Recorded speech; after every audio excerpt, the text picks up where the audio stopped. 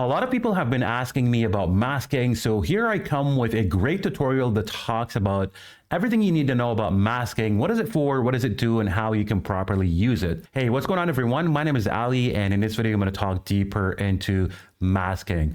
So the first thing I want to show you or talk about inside CreateStudio is that there are two ways of applying masks. One is the typical way of masking, and then the second way is using track mask. So be sure to subscribe, hit the notification bell so you're notified when I release a new video. And if you're interested in learning more about masking, also leave me a comment in the comment section below with the word masking. That way I know you're interested in the upcoming tutorial. So without further ado, let's dive into masking. The question that we need to answer is, what is masking and what is it for? Masking is simply a cropping tool. The easiest way for you to understand it is that it is a cropping tool that allows you to crop portions of your assets, objects, or even scenes to make things visible and things invisible. How? Just like the current example that we're looking at on screen right now. So we now have a character that is showing up as popping out of the circle, and I'm using the circle as a mask to mask my character. It's the reason why we don't see the bottom part of his body, the rest of his legs. My character is still making his action, which is waving, but he starts with an idle pose like this. And as we see that his hands are pointed down, and that's the reason also we don't see his, his missing parts of his hands. When I start moving my playhead forward in time, just like that, we can now see that his hands are like he's picking up his hands and starts to wave. And that's when we get to see everything that goes inside the circle. Now, one thing that I wanted to share with you about masking and how to properly use it. So let's go into this slide. Here we see that we have three different shapes: a circle, a rectangle, and a triangle. And I have those examples just to say that you can use shapes as masks, which means that you can literally use any shape that is available in the studio as a mask. So it doesn't really have to be a circle. It doesn't have to be a rectangle nor a triangle. So if you go into the studio and then you click on shapes right there, you're going to see a lot of shapes available in the studio, and you can use any of those shapes as your masks. Now, I'm not sure about the 3D ones though. I haven't tried, but it doesn't seem, I'm not sure if they're going to work, but I know for a fact that any other shape, just like those, like the SVG type shapes, they work as masks. So that is just a tip for you to know about, that you can literally use shapes as masks with anything else that you can think of. That could be video clips, that could be images, that could be characters, it could be objects or whatever. Now, the question is how to apply a mask. So I'm going to go with a pretty simple example that I showed you at the very beginning. And I'm going to grab a circle just by hitting the Shift key and the letter C on my keyboard to grab a circle like that. And I want to add a character that looks like popping out of a circle and then mask my character with the circle shape. But before I do this, I want to take a step and then make a duplicate of my circle. The reason I'm doing that is because I want to use one circle track in the timeline as a mask, and the other one is going to be kept as a background. Because what happens is when I apply a mask to the using the circle as onto the character, the circle track is going to disappear. Well, technically it is there. It's just going to become part of the character's layer. So I'm going to show you that in a second, but let's go and rename our layers so we stay organized. So I'm going to right click the first circle track in the timeline and rename it and call this mask right here. And then I'm going to rename the other one, right click and rename it and call this BG for background. Now I'm going to go into my studio back again, open up my characters, and then choose 3D characters. And then I can grab Victoria, for example. So let's just grab her, resize her like that. Now it's just going to be waving. I'm not going to change the action, but feel free to change the action if you want to. That's totally up to you. And I just want something quick just for the sake of the tutorial. Next thing is to select your character layer in the timeline along with the mask layer, which is the circle, both together. And simply right click that and then choose mask Victoria with mask. Once we hit that, now we see that our character is masked with the circle. So if I press play, our character is going to wave. And as we can see that the character's hands or a little bit of the fingers are missing out.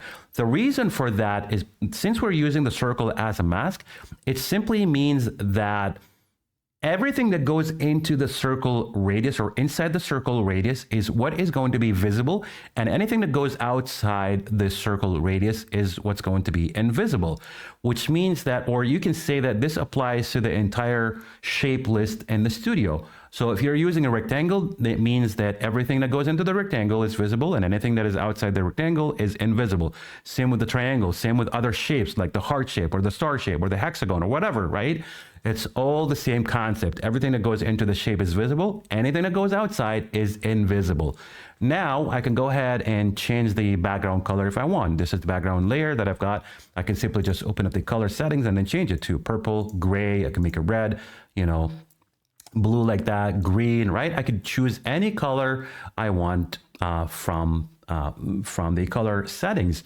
So this is really cool. Now, let's say, for example, I don't want to use a circle as my background. Like I'm not interested in using a solid color or even a gradient color. It really doesn't matter. But I'd like to have my character on a background from the studio instead of the circle. So here's what I'm going to do. First of all, in order for us to undo the mask that we just applied, we can simply just right-click the character track in the timeline, and then we get to see one of the options here that says unmask. When we click that, now we see our mask is right there, again, visible for us on the canvas as well as the timeline.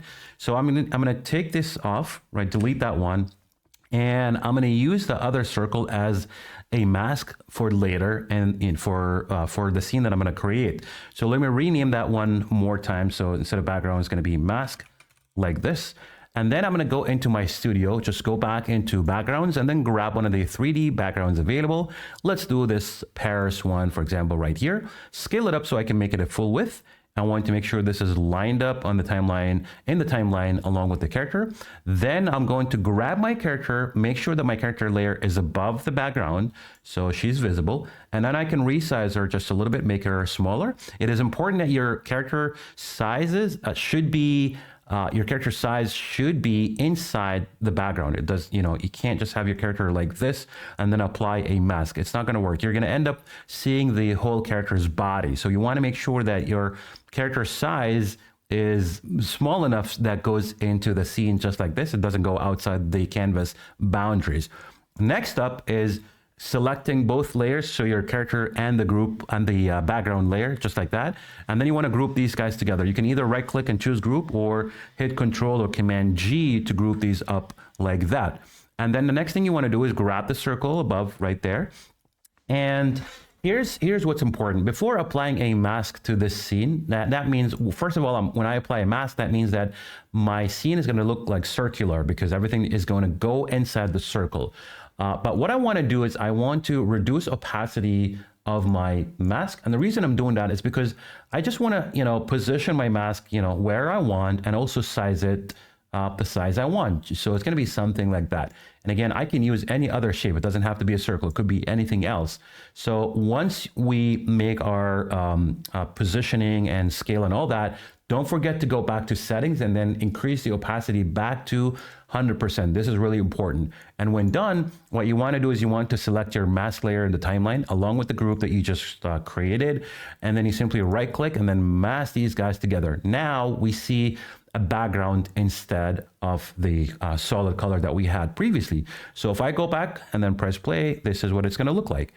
Our character and background, basically the entire scene is masked into the circle. Oops, just like that. And then everything is, looking really good so far. The cool thing about this, since this is a group, is that you can simply just resize your scene or the circle, whatever you call it. You can resize it to any size you want and just move it around on anywhere on the canvas. And you can also apply animation to it. So you can, apply preset motion or custom animation. It really doesn't matter, but you can, you have all this grouped up so you can easily just apply an animation to it. So let's say I want to do something else than the circle. So I'm just going to ungroup this right there. So first of all, unmask this so I can just take off the mask. And I'm just going to change the circle instead of the circle. Let's use a square, for example. So I'm going to grab a square right there. And again, I like to reduce opacity just so I can, try and position and resize this to however size I want to. And then when I'm happy, don't forget to go back into settings and then increase the opacity back to 100% that way. And then what you want to do is simply just select your square, which is going to be the mask. You can rename it if you want to. That's the best way to stay organized. Select that along with your group right there, right click, mask, and there you go. Now we have our mask applied to the scene. So it looks like square instead of a circle shape, right? So that tells you that you can use any shape. Now, another tip that I want to share with you about masking is that you can detach your mask. So right now, what we've got is the square used as a mask for this whole scene. That's why it looks like, a square. But as you've seen, when I try and drag this whole thing together, everything moves at the same time, my background as well as the character. But when I go into settings right there on the right panel for me, because I have like two sides, it really doesn't, it might look different for you when you have a different layout of CS, but it should be under settings. And then you should be able to see an option that says detach mask. When you detach your mask, what that does is that it separates the mask from the actual scene, allowing you to animate the masks separately. It's pretty much making the mask stationary, where you can animate it separately. So technically, the mask is still there. It's only that you have the flexibility to animate your mask separately. And I'm going to show you that now. So now you can see that I'm moving my circle around the scene, and everything is as is. Like the character is where she is, the background is where she is. The only thing that is not visible, the only thing that's moving is the square that I'm moving around. So if I take this off like that, now we can see another or different portion of the background, but we can't see the character. Why? Because the mask is in a different place than where the character is. But if I grab the mask back again, right there where the character is, now we can see the character. So that's what makes the mask stationary, is that when you go under settings, you turn on detach mask feature. This allows you to animate your mask separately. So what I can do is, let's say, for example, I want to animate this and I want to scale this up, right? So I'm going to go onto the right panel where motion is. I'm going to apply a simple scale animation. So under in scale, I'm going to choose up so that it scales up. Let's start from the very beginning. You can see that it starts scaling up like that. Let me extend it so I can slow it down a little bit. I'm going to go back from the beginning and then press play, and this is what it's going to look like, right? So we have a simple scaling up animation for the mask, and you can see that the mask is the only thing that is being scaled up, like up and down as I'm moving backward and forward in time, like that. And my scene is as is, like I said, the character is as is, she's where she is at, and the background is where she's at.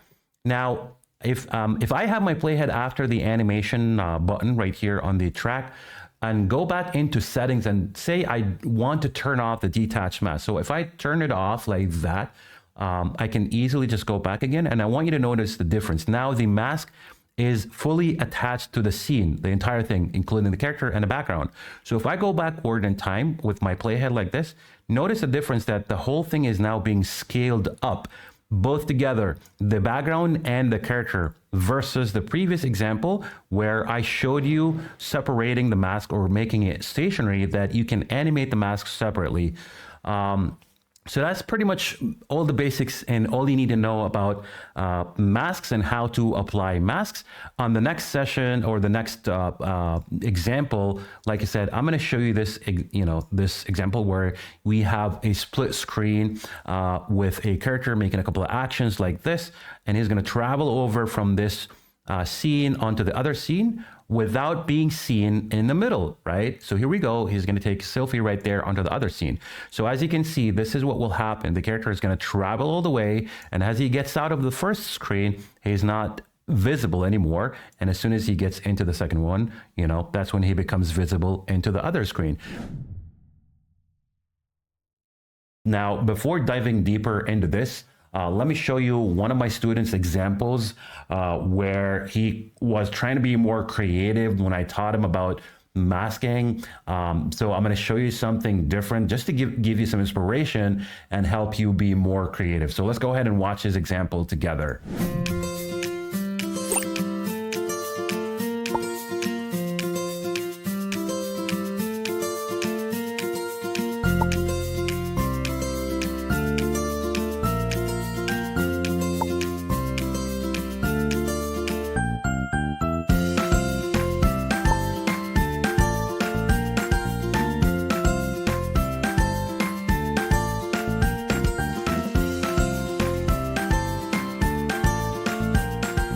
Like I said, this is going to help you a lot, giving you more inspiration and ideas when creating something similar like this. So let me go ahead and start creating and show you how to simply apply masking to a multi-screen like the one we've got right now. So I'm going to start by removing this guy over here, and I've already got the backgrounds that we're going to use in this project. I'm going to get these guys to start right from the very beginning. I'll get that background as well. By the way, these backgrounds are from the studio. So if you go into the studio and then you go into the backgrounds right there, where you can find the search bar on the top, just go and search for Dubai, and you should be able to find those images. So this is going to be the first one, and then that would be our second one. So my first step before creating is I'm going to select both backgrounds, and I will just extend these guys. Let's do something like 18 seconds. And just so we can stay organized, I'm going to start by renaming the first image. So I'm going to right click that, rename it, and call this screen 1. I'm going to do the same for the second one and call it screen number 2, like that. And what I want to do is I want to select both images together just so that it's easy for me to resize both images like this, so I can make them smaller so we can achieve the multi-screen on our canvas. And then I could just position this guy over here. When done, I could just deselect what I have and then drag the other image onto the right side like this. And we start bringing our character. So let's just go back into our studio and then open up characters. Should be able to find the character under the 3D, and then we can type in Teen Boy. I think that's the one we were using. Yep, that's the one. So we're going to go ahead and add and grab the character and add him onto our scene. Our first step would be to resize this guy and make sure that he is going to be a fit into the screen right there. And then before we take any further step, we want to make a duplicate of this character. So I'm going to tell you why in a second, but let's just make that duplicate right now. Once you make your positioning and resizing by the character, that will be the best time for you to make a duplicate of him, just as his. So I'm going to hit Control D to make a duplicate for my character, and then I'm going to drag my duplicate onto the right side of the timeline just for now, because I don't need to work with that. And let's just worry about this guy right here. So our first action was wave, so I'm going to keep that as is, and then I'm going to go and add another action. So I can go under settings, click on add new, then I can just open up my action list and then add something new. The other action would be skateboarding, like this. So we now have this second action. We could just extend this guy a little bit more like this, and then check out if he's actually going in the right direction. Yes, he is. He's going to be skateboarding from where he is onto the other screen. So let's just extend this action also a little bit more, something like, until 8 seconds or so.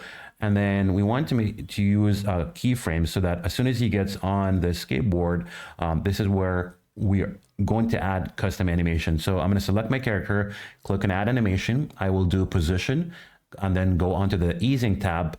And under in and out, I'm going to choose linear so that it's smooth from one direction to another. And then I'm going to move my playhead forward in time until the end of the character layer, and then simply just drag the second keyframe all the way to where my playhead is at. Now I want to make sure that this keyframe is selected and turned in blue so that we know it's going to, it's going to work. And then our next step would be to hold the shift key, and then with our mouse, we could drag the character all the way to the right side here. It's important that we place or position our character right in the middle between both backgrounds, just like that. And again, I'm going to explain everything in detail, let you know why we're doing that. So we got that covered. Now it's time for us to start working with the second, with a duplicated character, right? So that one is going to start exactly where this one ended up, right? So I'm going to change the action from wave. This is our duplicate. So we're going to change the action from wave to skateboarding, like that. And then we can just extend that guy a little bit more like this. And we want to make sure that we drag this character over onto the other guy right there. I mean, it doesn't have to be lined up. It really doesn't matter.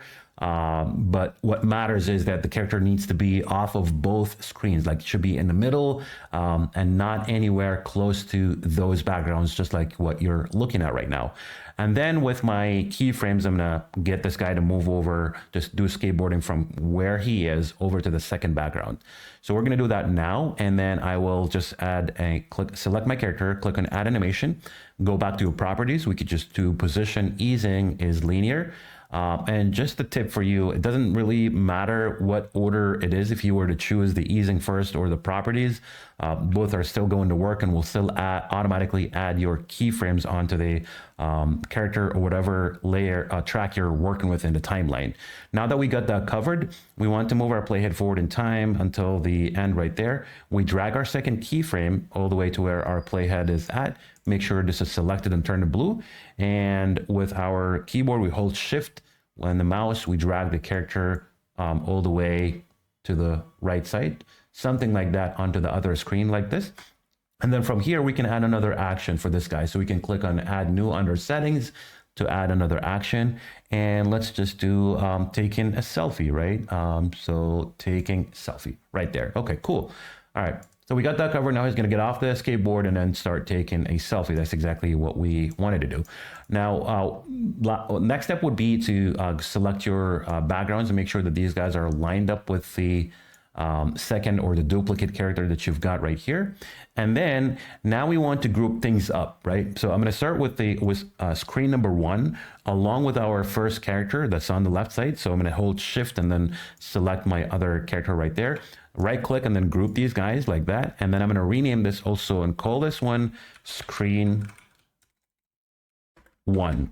And then I'll do the same for the other guys. So we're going to select the second background along with the character, right click and then group. You can also hit Control or Command G to group things up. And then right click the group, then call this one screen number 2, just like that. All right. So we got that covered. Now we want to go back to the very beginning. And then as you can see right now, we've got our character, the teen boy, is saying hi, and then is going to get over the skateboard. And as you can see, he's currently, skateboarding from one screen to another. But the problem we see right now is that he's visible between both keyframes, right? Which is why we're going to use masking right now so that we trick this part and then make sure that our character is going to be hidden. So as soon as he gets off of the first screen, won't be visible. As soon as he enters the first screen, won't be visible as well until he gets into the second screen. How we do this is very simple. First of all, we're going to grab a rectangle. So I'm going to hold Shift R so I can grab a rectangle, and then I'm going to resize my rectangle. Make sure that this is going to be the same size of my scene, just like that. Now, sometimes you may want to reduce opacity, just like I taught you in the first one, just so you can make sure that the size of the mask or the rectangles should be exactly the same as your scene, pretty much lined up perfectly fine without any gaps, right?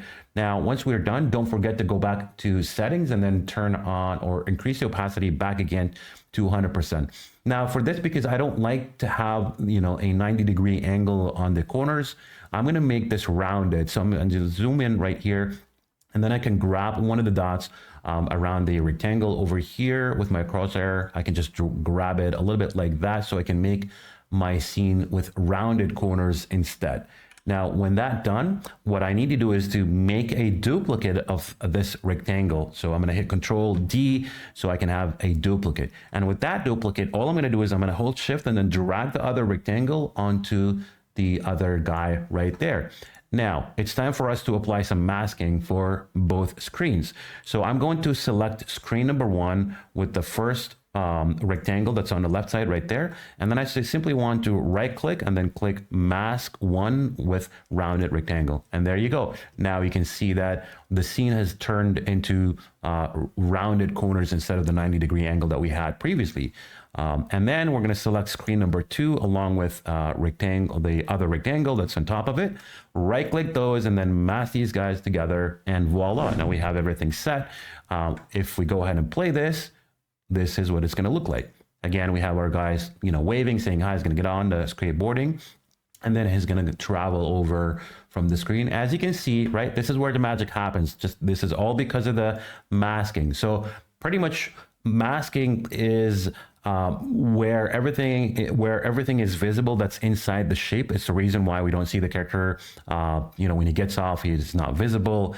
And then when he gets onto the second screen, he's also not visible until he gets onto the second one, right? So this is where the magic happens when using masking. Now, I hope you've learned something new, and that was really easy to create. I'm pretty sure that you will have a lot of creative ways in creating multi-screens in your project. And I actually challenge you to create something similar to this. It doesn't have to be exactly the same, but you could try to be more creative, maybe see what my student has created again. And if you like that one, you can go ahead and create something like it, or just create something in your in your own taste. Just be more creative. But I challenge you to create something like this. And then make sure that you go back to my Facebook post and then post your creation so that others can see what you've created so far and get inspiration and also get constructive feedback from everyone else. I'm going to show you how to add sea waves and bring your scene to life using the wave effect. So without further ado, let's dive right into this. First thing I'm going to do is I will delete this scene that I created or designed, and I'm going to start with opening my studio right here, go into the backgrounds, and then bring that sea background, and then I should be able to find it as one of the, yep, that's the one I want to use. And then, so the goal here is that I want to bring this whole scene to life. And as you can see, what we've got is a simple sea view with mountains and this static boat. And so we want to use the wave effect to bring this whole thing to life, animating the entire scene and making it more engaging and attractive. So the first thing I'm going to do here, now that I have my background or set up, I'm going to right click and then ungroup this thing. And so I want to right click the keyframes as well and delete that, just so I can start from scratch and then build everything exactly how I want. So I'm not going to worry about the boat for now. I'll just worry about it a little bit later. I really want to focus on the background to bring it to life before we even talk about the boat and how to animate it. So now that we've got our background set, we want to go ahead and duplicate it. So hit Control or Command D to have another duplicate. And then I'm going to open up my shapes, grab a rectangle shape, and I want to use that shape as my mask to be able to, mask the sea in the image, and then be able to add the wave effect to it and then animate it, bring some wave to it, to make it more live and engaging. So making sure that my triangle is going to cover most part of the sea. As you can see, there's going to be just a little bit of the base sea, which is totally fine. That's not a problem. That wouldn't be affected. So what we want to do here, now that we got our rectangle shape, we want to select the background, select the rectangle shape and the duplicated layer, and then we want to right click and then mask these guys together. So now that we have that set, all we want to do is go and open up our effects tab, which is the start icon on the left panel. And then from the effects tab right here, we want to grab the wave effect. So we're going to drag and drop it onto the duplicated layer that we are using as our mask. And we're going to go under the effects tab on the right panel. Now we see that the effect has been added, and all we need to do is just click on the wave effect right here, or the word that says wave, to open up our preset settings and then start playing with this the way we want to. So I'm going to start playing with the width and then try to, increase that just a little bit like this and go up to 54, for example. I'll leave the height as is, or maybe just increase it a little bit. Let's say 20 and test that out. The direction is fine. And then the speed, let me go ahead and click on preview and show you what that looks like. This is definitely too speedy, then we're going to need to decrease the speed down to, let's do 3, and that should be fine. So we're going to go ahead and change it, click on play, and now we have a pretty cool, nice wave effect added to the sea, and everything looking good so far. Next up, I want to start working with my boat image to bring it to life into this scene. So I'm going to grab my boat image right here, and I want this image, I'm going to grab it inside my scene as my first step. And then what I want to do is I want to, as you can see here, this is just a static image for our boat. So what we need here is we want to animate our boat so we can have it, sail from one direction to another, which is going to be from the right side onto the left side, going across the entire screen. But the one thing we want to do is we want to animate this whole boat so it doesn't look like a static image moving on a straight line on the sea, because naturally when you're looking at boats or ships that are sailing in the water, there's usually like this type of swing, following the waves in the sea, just to make it look more natural. And we also want to go ahead and animate the sails as well. So I'm going to animate both sails. I'm going to show you step by step how to do so. So the first thing I'm going to do is I will duplicate the boat image 2 times. So I want to have another 2 duplicates of it. So I'm going to hit Control. If you're using OS or Mac OS, we might want to do Command D. And as you can see in the timeline, I now have 3 images of my boat. Again, I'm going to use 2 of those to animate my sails, and then I want to use the other one to animate the whole thing together and have this boat, sail from one direction to another. So let's start with working on the sails and then basically animate those.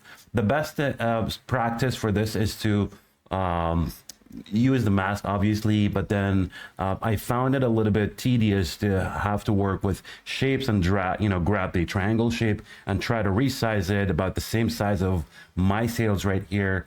So I found that the best solution is to work with the pen tool, and the pen tool, is so powerful because it can let you draw anything anything that you want, right? So what we're going to do is we're going to start drawing around the left sail right here, and then I want to make sure that I have, and now it's not going to be as perfect, but I want to try to cover at least most of it, so when I use that as my mask, then I should be able to animate my sail and make it look like wavy, and it looks more natural and definitely engaging to the audience. So now I'm just following along the shape right there, and then once I'm done, all you need to do is to click on the connect shape right there above the timeline, and then you want to make sure that you take the border off. So under settings, you can see here that we've got the border width at 3 pixels. We want to take that off and make it 0, and then going back right there. So we might want to adjust the size just a little bit, like stretch it out just a little bit like that. So that would be our first one, and then I'm going to use that shape as my mask for the left sail. So let's say this is going to be the image. What I'm going to do is I will select my pen tool along with the one of the duplicates, which is the one underneath it, and then I want to right click and then click on mask. So now I have this mask. So let's say this is going to be sail number 1 right there, and then all I can do is go into the effects tab one more time, grab the wave effect and drop it onto that one so I can add some wave effect to it, bring it to life. So now I have the effect added. I just go under the effects tab on the right panel, open up the wave preset settings, and then I just want to start playing with the width, height, and all that, just to make sure that it looks as perfect. So I'm going to increase the width and try something like 63 or something. The height is going to be the same. Direction is also maybe you want to make the direction a little to the left, like 313 degrees, something like that. And the speed is definitely going down to 3%, I guess, as well. So let's have a play on that. Yep, looks perfect. Everything is looking good so far. Next up, we want to go ahead and animate our sail that's on the right side. So what we're going to do is we'll take this layer for the first sail, take it away just for now, so we can just focus on the other duplicate and work with sail number 2. So let's go ahead and do that now. And then I'm going to drag my pen tool one more time to draw a shape around sail number 2, just like that. Again, I don't want to cover it, entirely, but I at least I want to cover most of it. As you can see here, just enough to cover the shape or the sail and be able to animate it exactly how I want. Okay, looks like I did something wrong. Just give me 1 second. I'm going to try one more time. Delete that shape. And then we're going to start with the pen tool one more time right there. And let's start with our first dot. And by the way, if you're interested in learning more about the pen tool, you can look on the right panel of the software. It basically gives you the instructions on how to use the pen tool. And it's pretty simple. You don't need to have any drawing skills at all, because I don't have drawing skills either. I'm basically just following along an existing image, and just drawing around it so I can create that shape that I'm looking for. So now that I've got my triangle shape ready, I just want to click on Connect Shape button above the timeline to connect all the shapes. And remember to take off the border and make that 0 width. And then we just want to stretch this out also a little bit, enough to cover the right sail, just like that. And then what we can do is we can select that image one more time, and the other duplicate of my boat, and then simply just right click that and then mask these guys together. And let's go ahead and rename it. So this is going to be sail number 2, just so we know what we're working with. And then I'm going to open up my Effects tab, grab the wave effect onto it and drop it under that layer. And as you can see, the wave has now been applied. We just want to go and make some adjustments to make it look right. So click on the wave, the word that says wave under the Effects tab to open up your preset settings. And then we want to play with the width for that. Also increase that, go something around 50 or so. We want to play with the direction as well. So maybe we want to make that like 61, and let's have a look at that. Decrease the speed down to 3%, and let's see what that looks like. Perfect.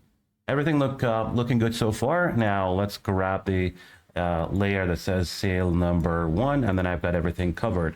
Now the next thing I want to do is I want to select all the boat layers in a timeline, and basically just extend these out by dragging them all the way to 12 seconds. And then I may want to grab one of my characters just to add him and add them, just to bring that more to life basically, and make it look more engaging. So let's go ahead and add one of our characters, and that would be Maui that we've got right there. And then what I'm going to do is I'll have this guy sit at the back end of the boat, right? So in order to do that, I will need to go under settings for action number 1, and that will be the only action for the character. So we're going to click the button to open up the action list, and then we're going to choose the sitting action, right? Next up, we want to right click the sitting button or animation button on the characters layer to disable starting and disable ending animation as well. The reason we're doing that is because we want our character to be sitting the whole time, right from the very beginning until the end. So let's do that right now and resize our character. Make sure he's in the right proportionate, right on sitting on the back end of the boat, just like that. And then we also want to extend the action just by dragging the characters layer from this little vertical line towards the end and drag it all the way to line it up with the rest of the layers. Now, if I want to bring this even more to life, like the boat image, I can actually try to create a cast shadow to it, right?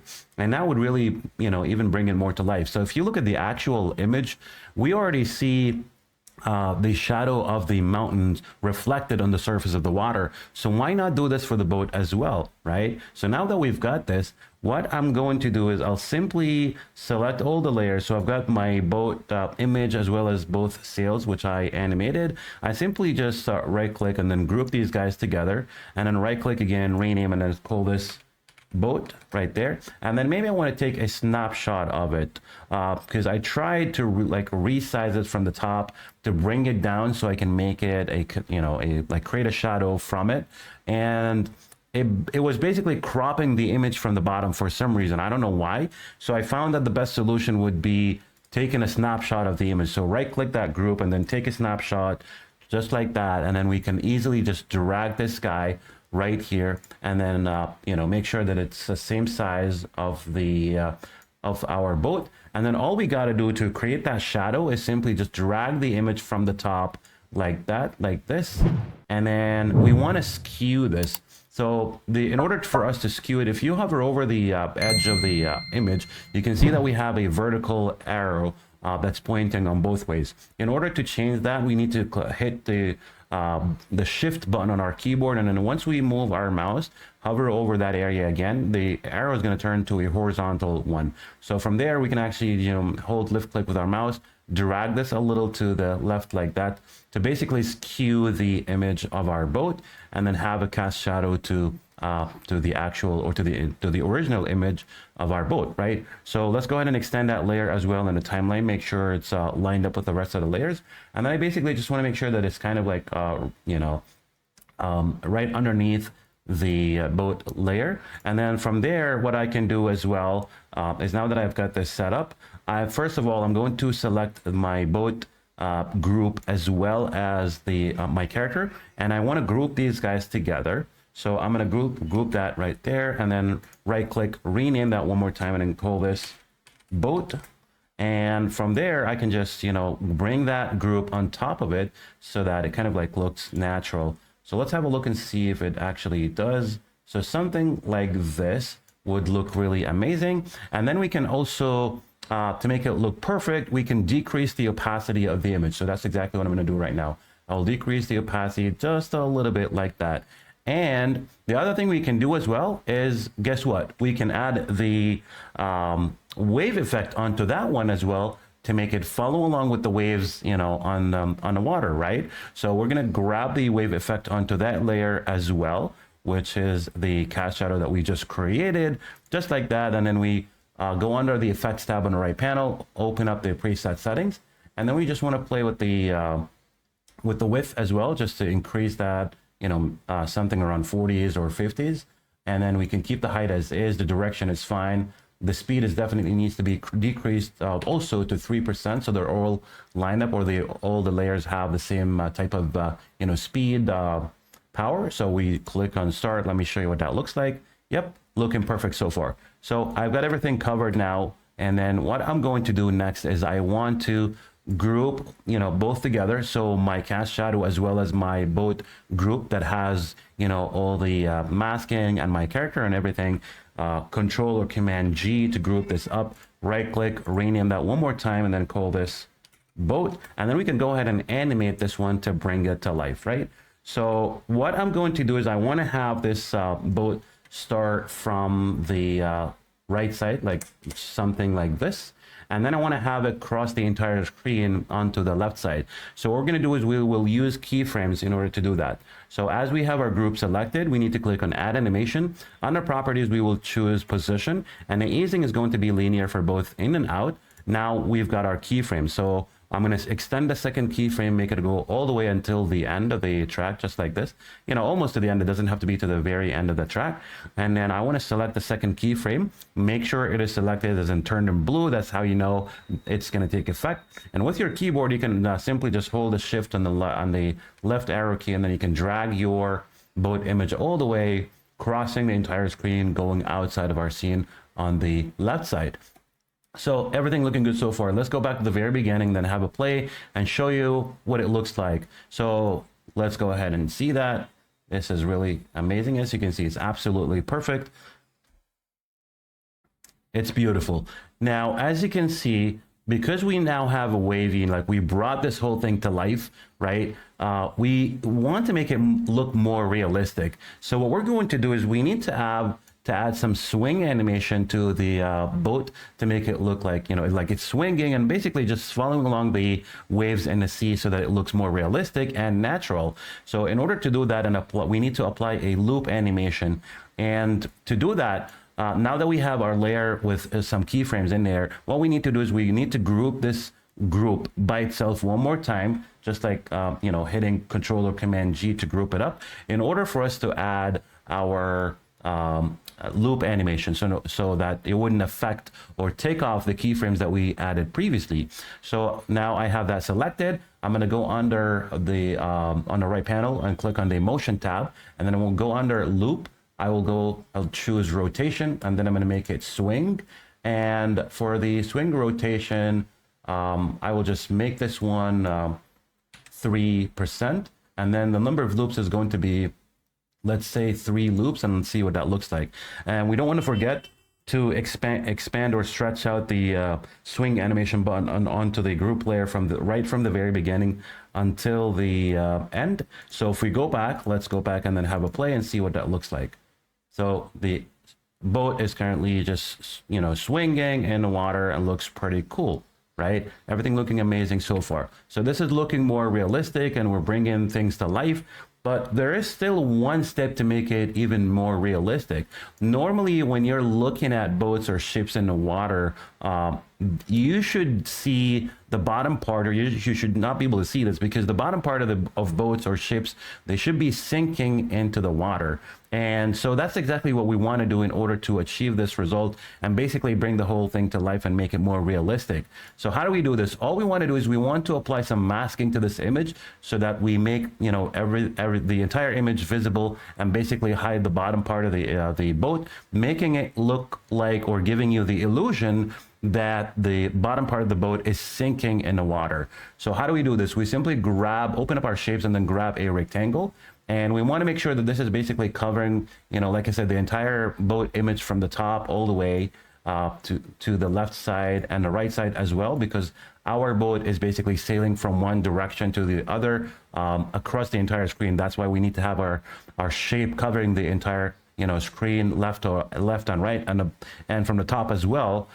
So we want to decide on how much do we want to hide from the boat. So let's say something like this right here, and then from here, before I may apply some mask, apply this as my mask to the boat image, you can see that I have my swing loop animation onto that group. So not to lose that, I would need to group it also by itself. So I'm going to hit Control G to group it by itself, and then from there I can simply just right click and then select both layers, my rounded rectangle as well as the boat group, and then right click and then mask these guys together, and now voila, we have the bottom part of the boat sinking in the water, looking a lot more natural.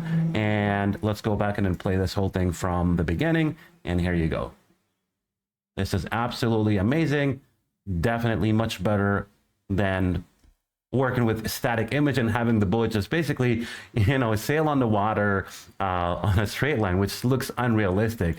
It's just one little thing, you could just say a compliment that I basically did. I'm going to unlock this layer and then click on show. That was basically just my toucan right there that I added onto that scene right there, just to make it look beautiful, basically. There you go. Absolutely amazing. So you've got this idea of creating a Zoom meeting call inside CS between characters, and you don't know how to. Well, this is what this video is all about. And so I want to show you something maybe you're unaware of. If you go into the characters and then you open up the drop-down menu, you scroll to the bottom, you're going to see scenes. These guys are pre-made scenes that are ready for you to incorporate as part of your project. And so one of those scenes is the Zoom meeting call that we've got here. So if I show you this one, right, and then I press play, this is what the pre-made or pre-rendered scene that CS has got for us, and is part of the scenes that are ready for you. So again, there is a bunch of scenes that you can utilize as part of your project. They're amazing. I mean, they're not a lot, but they're so beautiful if you incorporate them in your projects. But again, if you want to use their designed Zoom meeting call, you're actually stuck with the characters that they have. But what if you're looking to create your own characters and you want to design this the way you want. Well, this is what we're going to do in this video. And so before we dive deeper into this, I've got an example that I want to share with you. So let's go ahead and watch it and then come back to the tutorial. Hey, Linda, have you had a chance to look over the new marketing strategy proposal? Yes, Dave. I think it looks solid overall, but I have a few suggestions for refining our approach. Great, let's hear them. We're always open to improvements. Firstly, I believe we should focus more on social media engagement to reach our target demographic effectively. Interesting point. How do you propose we integrate that into our current plan? Well, we could start by increasing our presence on platforms like Instagram and TikTok, where our audience is most active. It could really boost our visibility. That sounds like a plan. Let's discuss this further in our next meeting and see how we can implement it. Thanks for your input, Linda. Anytime, Dave. Looking forward to it. I hope you enjoyed watching the example. Now let's go ahead and start creating. So this is the design that we're going to create together. And as you can see, we've got 6 different characters. These are the freelancer, the YouTuber, a couple of teachers, the hipster guy, and Emma. Feel free to use your own desired characters. And the cool thing about this is that once you've learned how to design it, you can easily replace those characters with backgrounds as well in the future as per your project that you're working on. So let's dive into creating and have fun with this design. And so for the sake of the tutorial, I have got the masks as well as the background setup to save our time when designing this. So I'm going to start by removing this guy, and then I'm going to go with my first background that's going to be here.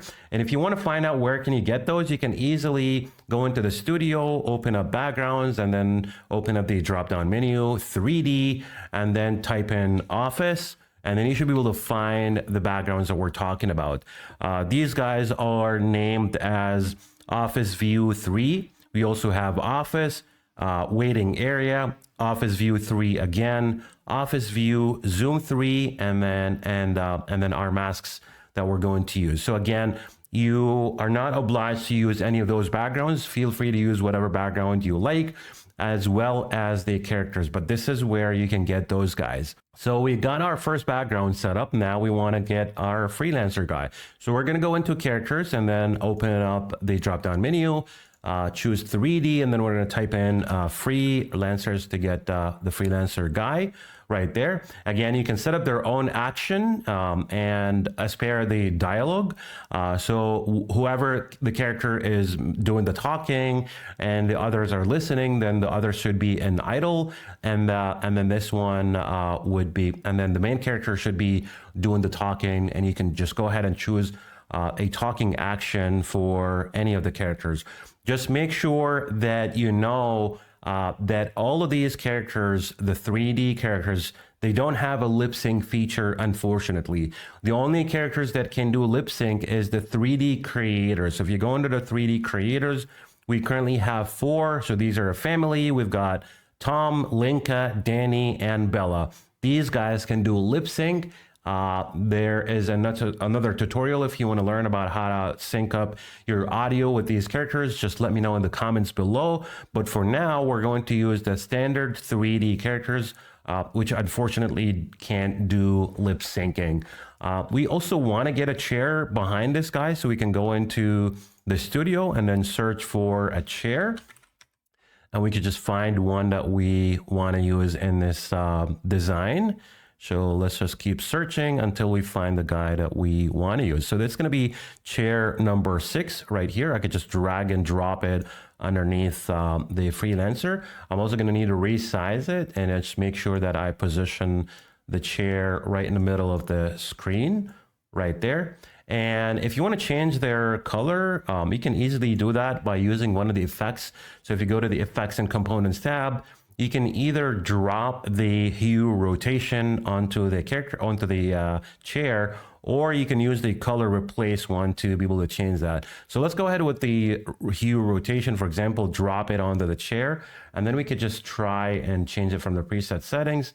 And there you have it. Now we have a similar color to the rest of the other chairs in the back of the background, right? This is pretty cool. So I've got my background set up right there along with my background. Now it's time to change the action for the freelancer. And then we're going to do idle for this guy. So we're going to do idle right there. And then I'm going to just drag him, line the character up with the rest of the layers right there, like this. And then I just want to make sure that I resize my guy into my scene right here. Okay, might want to flip him like this. And then finally, we want to start working with our masks. So for the masks side of it, you can easily just use a rectangle shape, and this is going to be used as our mask. And again, for the sake of the training, I've already got 6 different masks or 6 different rectangles in the same size, so we can use them as our masks. Now, what I'm going to need to do as soon as I complete designing my first screen, I'm going to have to group all this up together. So the character, the chair, and the background, group them up. I right click again and then call this screen 1. And then I'm going to make this guy a little bit bigger to fit into my mask. So I'm going to decrease the opacity for the mask just for now, so I can resize my guy, make sure that this is big enough in the scene, and then we could just position this where we want. Something like this is quite fine. And then when you're done, you just want to make sure that you go and increase the opacity of your mask back again to 100. Next up, select your mask layer along with the group, which is screen number 1. Right click and then choose mask, and voila. Now you have your first screen set up. Next up, we go with screen number 2. So this is going to be our background. Let me just get these guys away for now. And then this is going to be our second background. Again, I'm just going to make this guy a little bit bigger right there. And then you might want to go into this background because it's a group of contains multiple layers, like the other chairs and the laptop as well as the PC screen. So we can just open up the group right there and take off these guys because we don't need them, right? So I'm going to remove all of the unnecessary objects from this scene and then go back into the main timeline. Then I can go and drag my second character, which is going to be the teacher. So I'm going to open up my studio one more time, go to characters, 3D, and then I can search for a teacher. And I should be able to find the teacher lady that we want to use, right? For this one, we're not going to use a chair, or we might want to actually. So I already have one right here that I can use. I'm just going to drag it underneath the character. I can position my chair exactly where I want in the scene and also resize my character. So we're going to scale her up. We might want to scale down the chair a little bit more and then just position it right behind the lady right there. And then when we're done, we just want to drag the chair layer really close to the background and also scale or extend it in the timeline to line it up with the rest of the layers. She's also going to be idle. Right. So in this tutorial, I'm going to make all the characters idle just for the sake of this video. But again, when you're working with audio, then you're going to have to change the action from idle to talking. And then that way you can have the audio, looks like synced up. It's not going to look perfect because like I said, these characters cannot sync up with audio, unfortunately. So now that I've got this set up, I'm just going to make sure that my character is in position. And then we're going to select all the layers. So the character, the chair, and the background, right click and then group these guys up. We're going to rename this one and call this screen number 2. And then we're going to grab mask number 2. So this is going to be our mask. I can also decrease the opacity just so I know exactly where this is going to go, like this. And then when I'm done, I just simply click on the mask layer again and then increase the opacity back again to 100. Then you want to select your screen number 2 along with the mask, right click and then choose mask, and voila, now we have our screen number 2 ready. Next up, we're going to go with the waiting area room right there, and that will be our third one. So we can just scale it up like this. And then we're going to go ahead and grab our hipster guy. So we can just go into our studio, characters, 3D one more time, and then search for the hipster guy. And let's just find him. Here you go. hipster guy. All right. Then this guy is going to be is going to do the talking, right? So I'm going to change the action from waving to talking right there. And then I'm just going to drag the guy over here. I'm also going to grab a chair underneath him so I can go into my projects, get the chair that I want to use for this guy right here. I'm just going to grab it and make it underneath the character right there. Again, you want to position it where you want, resize, take care of all of that. And then when you're done, you just resize your character as well, like this. And let's take a look at while he's talking. Does he look right or not? We just have to make sure that he's going to be a good fit in the scene like that. Don't forget to extend a layer of your chair as well as the character in the timeline to make sure that everything is perfectly lined up together. And again, as soon as you're done, you select all 3 layers. You can right click and then group, and then again, call this screen number 3. Then we're going to grab mask number 3 right there, and we can decrease opacity just to see what's going on underneath it. Position the character where we want, like this. And then don't forget to go back into the mask and then increase the opacity back again to 100%. Simply select the mask layer as well as screen number 3, right click and choose mask, and then voila, we now have screen number 3 ready for us. Next up, we go into view office number 3. So we can start designing the third one, and that would be the YouTuber guy. So for this one, I'm just going to open up the group because we have a chair right there and a desk. So I could just remove this desk and then use another one actually. So let's just get this guy close in the scene like this. And then we can go into the studio and then search for a desk and then find one that we want to use in this scene. So I'm thinking we can use this guy right here. So I'm just going to scale this up like that and then have the chair right there. And I can also add the character inside the group since we're inside right there. So let's just make sure that we have an empty track between the chair and the desk. Then we can go and then find our YouTuber guy under characters, 3D, then type in YouTuber, and we should be able to find the guy right there. This guy is going to be idle as well. So we're going to change the action from wave to idle right there. And then we're going to increase the length in the timeline, make sure he's all set, and then resize this guy like that, just to make him look like he's sitting on the chair like this. And he looks just fine. Now we got that set up. I think he is quite good. We could just go ahead and grab our mask number 4 and then decrease the opacity. It looks like the scene is a little bit small, so we can resize it and make it bigger like this. So we can go with something like that until you're happy. And then finally, when you're ready, you can simply increase the opacity of your mask again back to 100%, and then select your mask along with the background or the scene, right click and then choose mask, and voila. Now we can go and rename this guy and then call this screen number 4. Next up, we have the next background right there. We can also just make it bigger like this and then open up the group again, because this one has a desk and a chair right there, right? So we can just drag the layers to keep an empty track between the chair and the desk. And then our next character is going to be the other teacher. So we're going to search for that. And then we can just go and grab her right there. She just needs to be between both layers. I'm going to change the action as well and make this idle. And then I want to align the layer and the timeline. Then we're just going to grab these guys and make sure that we have the correct size again for her sitting on the chair. I may want to flip her like this. And then I think we're good to go. So we can just go back into the timeline, main timeline. And then we grab our mask number 5. Then all I want to do is decrease the opacity for my mask and then make my scene a little bit bigger like this, just to be able to see what's going on behind the mask before I create my mask. And then when you're happy, that's when you apply the mask.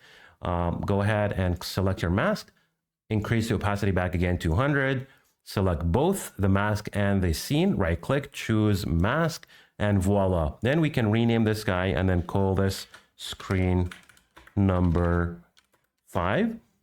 And finally, get our last background, which is called zoom number 3.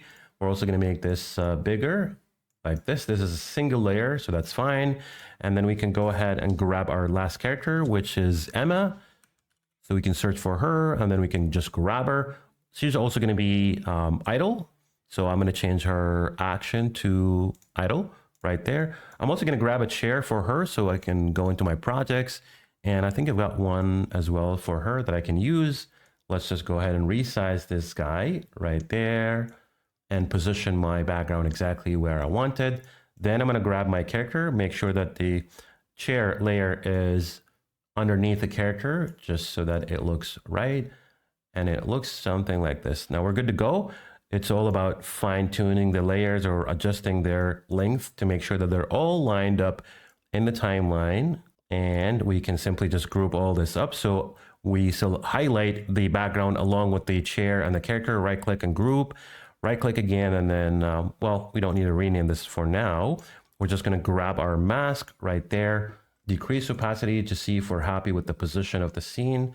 Everything looking good so far. Now click on the mask one more time, increase opacity up to 100. Then you're going to select the mask along with the scene, right click, and then you're going to choose mask, and then voila. Now we have all scenes ready for us. It's just about, well, let's see what's happening here. It looks like I have something that's not perfectly lined up. Let's just get in there and then find out what is happening.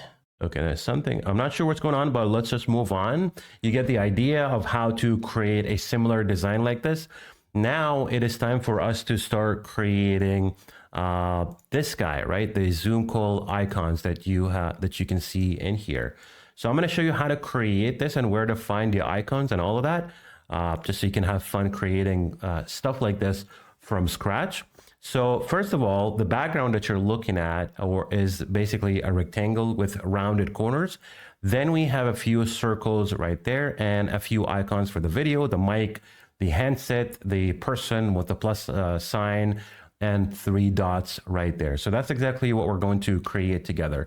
How do we do this? We simply start with a rectangle. So we're going to hit the Shift key along with the letter R to grab a rectangle, and then I'm going to resize it. Then I'm going to make it fully rounded like this. And then I'm going to make sure that it's going to be the same size of my other design, just like that. And it's fine tuning the size like this. And then once you're happy, you could just move it up a little, right? So I can continue designing my stuff. I'm going to change the color of it from blue to white right there. And then we can go and start grabbing the other stuff. So the next one is going to be another circle that we're going to use as a background for the video icon. So I'm going to hit the Shift key along with the letter R to grab a circle. I'm sorry, the letter C to grab a circle like this. And then I'm going to zoom in so I can just resize my circle. That's going to be the background. And then I can just make sure it's going to be the same size of my design right here. Then we could just position it on our new design right there. Then I'm going to change its color, and then I could just pick up the color from my actual design right here. Maybe I want to make it a little bit darker like that, so it's popping out more. And then I'm going to make a few duplicates of it. So you got this covered. Now I'm going to make another duplicate. This one is going to be the background for our mic icon. And then I'm going to make another duplicate. So this one is going to be the middle for the handset, which is going to be in red color. So I can resize it a little bit bigger like this right here. I'm going to make another duplicate, and that would be the other background for the person and the plus icon right there. And just make sure that these guys are lined up perfectly. Then we're going to make another duplicate, and that would be the background for the dots right here. Okay, once we're all set, now it's time for us to get the icons, the video, the mic, the handset, and all other icons. So where can you get those? Because I want to make sure that you can create all of this inside CS. The beauty of CS that it has one of the integrations. If you go into the media files, you can access the stock, and then from there you can go onto the SVG and then you can open this in full gallery, and you can find all the icons that you might be looking for. So first of all, let's say if I want to get the handset, then I can just type in handset right there and then hit enter, and then I'm presented with 3 different icons to choose from. So this is where you can get all the icons under the SVG from your stock. This is beautiful. So you can leverage the power of stock that's integrated directly inside CS, and you can utilize that. For the sake of the tutorial, I've already got all the icons ready and set for me. So I'm going to drag the video icon right here. I'm just going to resize it and just make it fit into the circle design right there, like this. I'm going to make it centered, and then I'm going to change its color, use the color picker so I can use and make sure it's going to be the same color like this one. Next one is going to be the mic. So I'm just going to drag the mic, and then I'm also going to resize it and make it smaller. So we can go ahead and simply resize it like this. Now, by the way, when you're searching for SVG images, you got to make sure that the icons are a color fill, right? They're filled up with a color like this. Otherwise, you're going to end up with an outline color that you can't really change. You can, like, when you change the shape color, it's only going to change the outline because the fill is empty, or you can say transparent. So if you want to get the same icons, you got to make sure that these guys are filled up. Their color is a fill, just like this, so you can easily change their color like that, and then have fun with the design. Next is going to be the handset. So I'm going to change the circle color for this one and make it red like this, and then I'm going to go and grab the icon. Okay, so let's go into the stock again, SVG, and then search for handset, and then we can export the image, go back in the project, and there you have it. So this one, we'll have to resize it as well, make it small. Then we're going to rotate it so that it looks similar to the one in the example that you're looking at. Then we're going to have to resize it and make it really small like this. I think it looks fine. We could just go ahead and center it as well right here on the circle like this, and then change its color from blue to white, right? And then next up, we're going to go and grab the person along with the plus sign. So there you go. We have them already right here. Again, make sure that these guys are filled up with a color so you can easily change their color however you want. And I'm just going to resize these guys right here. I think he's just fine. Center him like this. Change the color to the black one that we've got, and then grab the plus sign right there. Also resize it, and then we're going to position it right next to the person icon right here like this. And then finally change its color to black as well. Then what we need to do is to grab or to add those little dots right there, right? So to do that, we need to have, maybe we can make a duplicate of this one, because these are going to be circles. So we can make, you know, a duplicate and just make it really small like this. Change its color to black as well, like this. And then we can just make it a little small like that right here. Center it on the circle. And then we can make another duplicate, drag it right next to it, make another duplicate, drag it right next to it.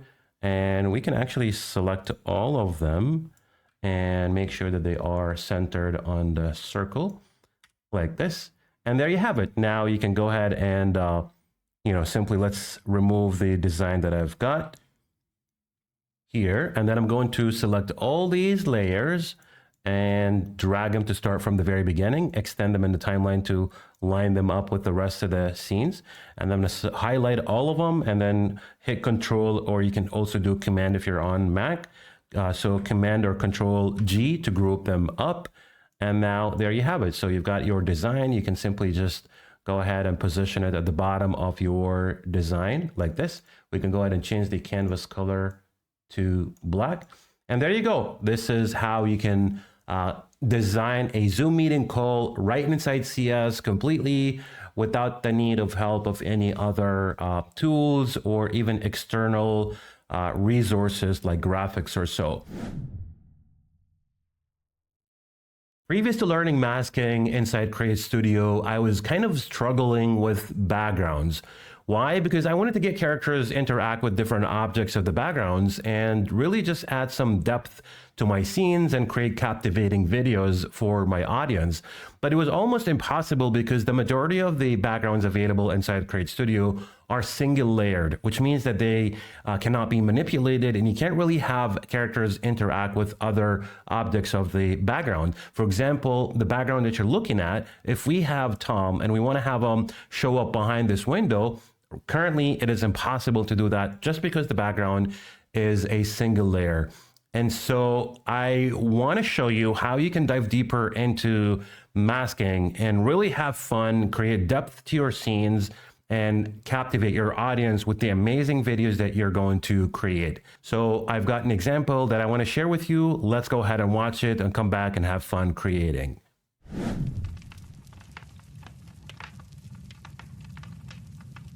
I think it's time to call my son and his wife for a nice meal.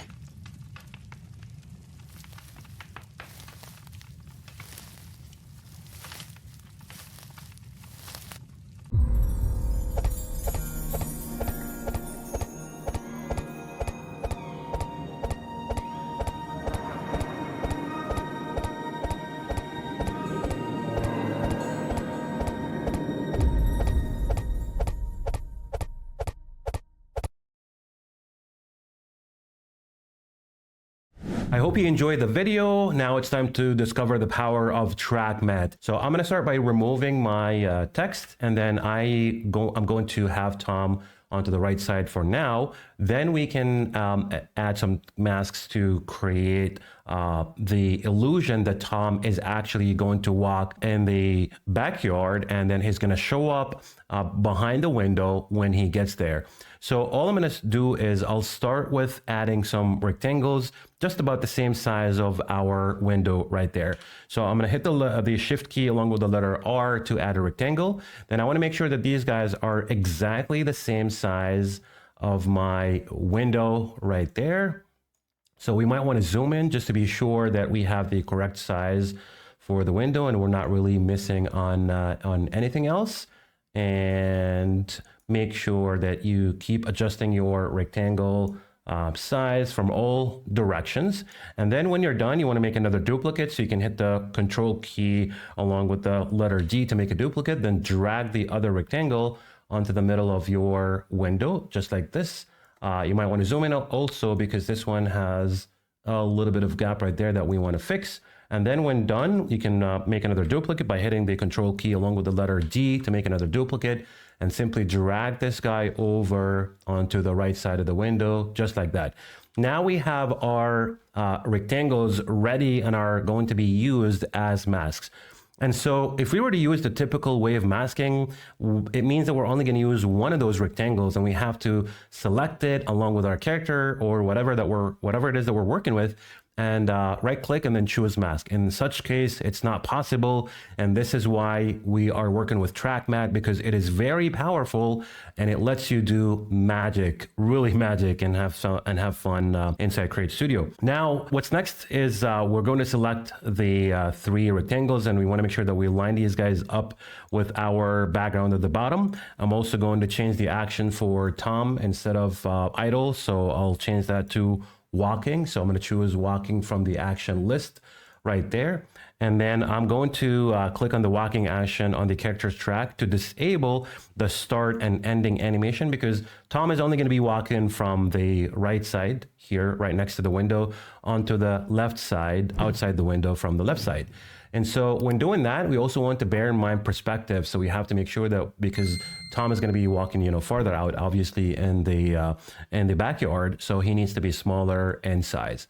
Once we get that covered, all we got to do is simply add some keyframes. And of course, we want to make sure that we extend the action of the walking for Tom. Also line this up with our background and the track match that we're going to use. It is very important, because we have 3 different rectangles, that we select all layers and then we group them up. So we select them all, right click and then choose group, right click again, and then we're going to choose rename and then call this mask for Tom. Then Next up, we want to add some keyframes for Tom, right? So we can just select Tom, click on Add Animation above the timeline, go to Properties, select Position. Easing is going to be linear for both in and out. And then I simply just drag my second keyframe all the way until the end of the character's track. Make sure it is selected and turned in blue. Then simply hit the Shift key on my keyboard. With my mouse, I can drag Tom and have him just walk over to the left side like this. And then when we're done, we can simply just keep selecting Tom. And this is where the magic happens. We're going to go and find where it says Settings on the right panel, or wherever it is based on the screen size you're working on. So go to Settings and then find where it says Track Mat, click that. And then you're going to find a small panel, click the drop down menu, open it up, and then choose Mask for Tom. Next, it is very, very important that you change the type from Luma to Alpha, just so we can see Tom in full color while he's passing by the window. Then now, we're all set. If I just go back from the very beginning, press play, and let's take a look at how magical this is, right? This is incredible. So with masks or with track mat, you can have so much depth in your scene and create captivating videos for your audience. Now, the reason why we're using track mat, because track mat, like I said, it is more advanced and it's more powerful. And when you use that, it doesn't merge the mask layers with your character or objects or whatever it is that you're masking it with, right? What happens is that when you apply track map, the mask layer remains in the timeline so that you can animate both differently. So you have the flexibility to animate your character separately, in our case, and animate the mask if we want to. But in this case, the mask, it will remain still on the window so that, when Tom passes by, we can see him behind the window just like that.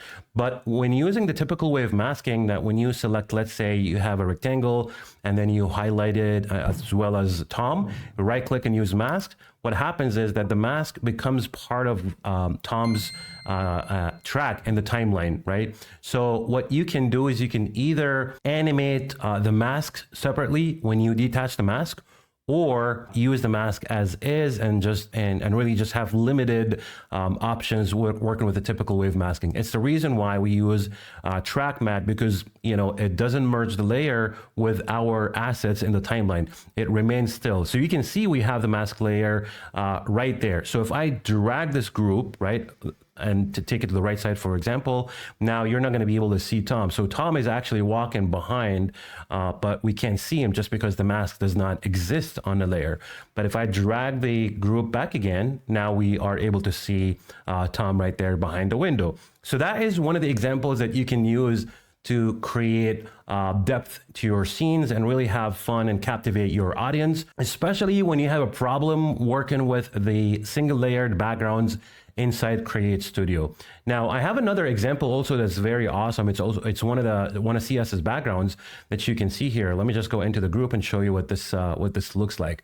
So we have Charlotte, and she's currently saying hi, and she's going to walk outside the door. Let me just go ahead and play it for you and then explain to you what is happening in this scene. So press play. Now she's going to start waving, and then she'll just walk to the right side, exiting the door of this room. Now, the secret of this is that there's no room or door actually for this room, right? Why? Because the room does not come with a door. If I remove the door layer that I have created, you can see this is the actual background, and it doesn't come with a door. So what I basically did is I created a rectangle, and I used that, or I reshaped it to make it look like it is a door, like going exiting to an empty room that's dark. And that's why when we have Charlotte walking from where she is outside the room, she becomes invisible. But if I just take off the mask, let's say for example, because I have the mask right there, right? I'm gonna go ahead and click on the character, go into a track mat, and then undo this mask. I'm going to select none, and you can see this is the mask that I use, right?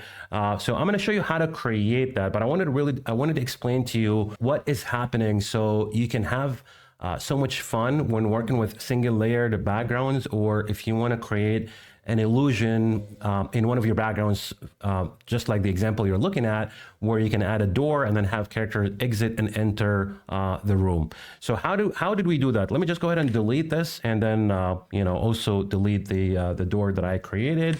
And again, this is just a simple background with no doors. So how do we do this? We simply just grab a rectangle. I'm going to hit the shift key along with the letter R. Then I'm going to resize this right there, and then just make sure that I position it. And the cool thing about CreateStudio is that we now have a distortion feature that was added recently. It's so powerful because it lets us distort the images or shapes and position them where we want. So this is exactly what I used to give you the illusion that this was actually a door that I created, right? And then when done, I'm not going to perfect it, but I'll show you, how you can easily do that. And then when we're done, you can simply just click on the distortion button again to exit the mode. And we're simply going to extend the layer in the timeline, make sure it is lined up with the rest of the layers. I'll change this color to black right there. And then now for our character, like I said, it's very simple. We don't need to explain that. She's already starting to wave, and then we have some keyframes for her to walk from one position to another. Now I might want to make the rectangle a little bit bigger or taller so that, she looks just right. And then now it is time for us to create our mask, right? So all I'm going to do is I'm going to grab a rectangle by hitting the shift key along with the letter R. So I can create that mask. I'm going to scale it up, and then I'm going to select the distortion feature by clicking on the distortion button or icon that shows right next to the color settings on top of the shape, and then distort the rectangle like this from the top, and just make sure that I line it with my door like that, so that when Charlotte goes out the room, she's not going to be visible. And then when you're done, want to make sure that you extend the layer of your mask, which is the rectangle that we're using. Because like I said, because this is going to be used as a track mat, it needs to be lined up perfectly with your other layers in the timeline. Otherwise, you might have a problem that your object or characters will not be visible once they go out of the mask, right? Now I can just go ahead and rename this and call it mask right there. And then I'm simply just going to select Charlotte and then go under settings, click on track mat, open the drop down menu, and then I'm going to choose mask. And then the type, you need to change it from Luma to Alpha. It's already set. That's great. Then I can just go ahead and press play, and there you have it. Let's go and have fun watching this as she walks out and exit the room. Oops. Okay. I'm sorry. It looks like I have the door room above her. So I'm going to drag this underneath the character. Now let's play again, and this should look right by now. Awesome, right? Look how amazing is that. This is very, very beautiful. Next up, I have another example as well that is also one of CS's backgrounds. So this is a supermarket that we've got here. And as you can see, this is a single layer image. And the example that I want to share with you is this, where we have Linka, and she is behind. So what I basically did, I used the pen tool at this point. So let me just go inside the group. And then so I used the pen tool to draw around the fruits in the front area right there, so I can create my mask. So this is the other layer that you can see. If I just remove it, you can see that Linka is simply behind it. And again, this is very powerful when using the masks, so that you can have characters interact with different layers of your scene. So as you can see, if I get Linka to walk, in any direction just behind the fruits right there, she's not going to be visible at from the bottom part of her body. But when I just get her out, now you can see, we can see her full body. But if we try to get her to the right side, again, we're going to have the same problem because that's a single layer. But if I want to create another mask, then I can easily do that. So that's what I'm saying, is that you can create magic with masks and track mat and add depth to your scenes to captivate your audience. Did you know that you can create custom masks inside CreateStudio and then have characters interact with different layers, even if you're working with single layered backgrounds inside CS? Well, you certainly can. In this video, I'm going to show you how to work with the pen tool to create custom masks with the help of TrackMat using single layered backgrounds and have characters interact with different layers. That way you can create engaging and captivating videos to entertain your audience and really just have fun with your videos. And so before we dive deeper into this, I've got a great story that I want to share with you. Let's go ahead and watch it and come back into creating.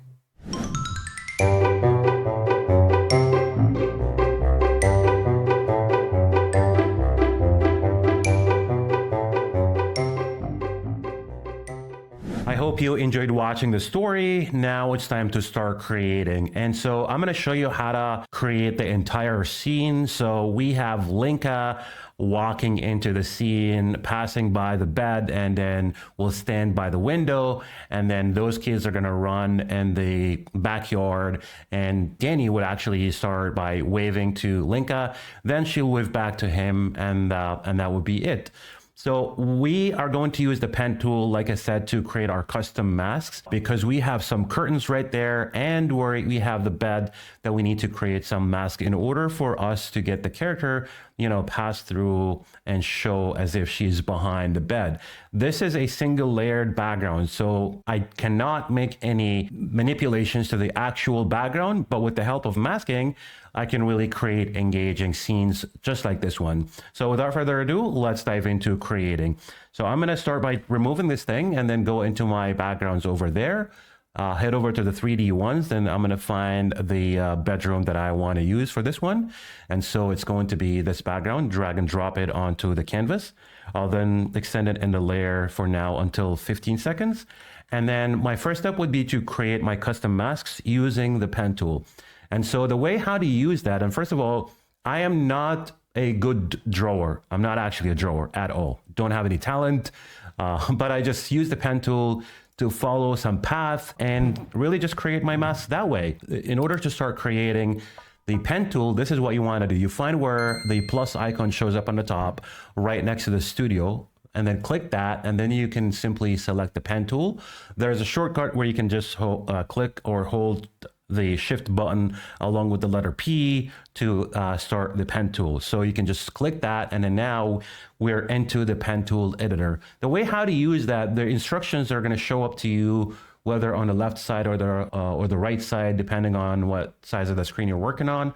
But the instructions are very simple. So you can go ahead and read the instructions and then start using the pen tool. But again, if you follow along with me step by step, you'll be able to create your masks. And so I'm going to start by creating a mask for the window right there. So all I'm going to do is I'm going to use my mouse and simply just make clicks to add dots, right? So I'm going to go with my mouse right there at this point on the top left corner of the window right there, add my first dot. Then I'm going to go around the shape right there so I can create my mask however I want. And so when it comes to the curtain, we need to have a curved line. So what I typically do, and I'm not sure about others, sometimes they, add a few dots and then make the lines curvy.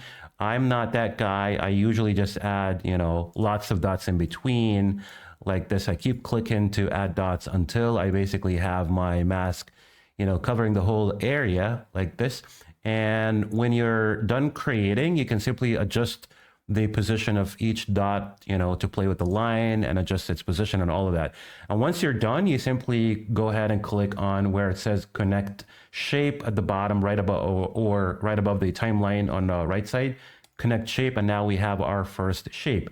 Then our next step would be to simply remove the border from settings. So we have 3 pixels of border. We can just remove that. And then we're going to start the pen tool again to create another mask for the window on the right side. So we're going to go back and click on the plus icon right there on the top, and then click on the pen tool.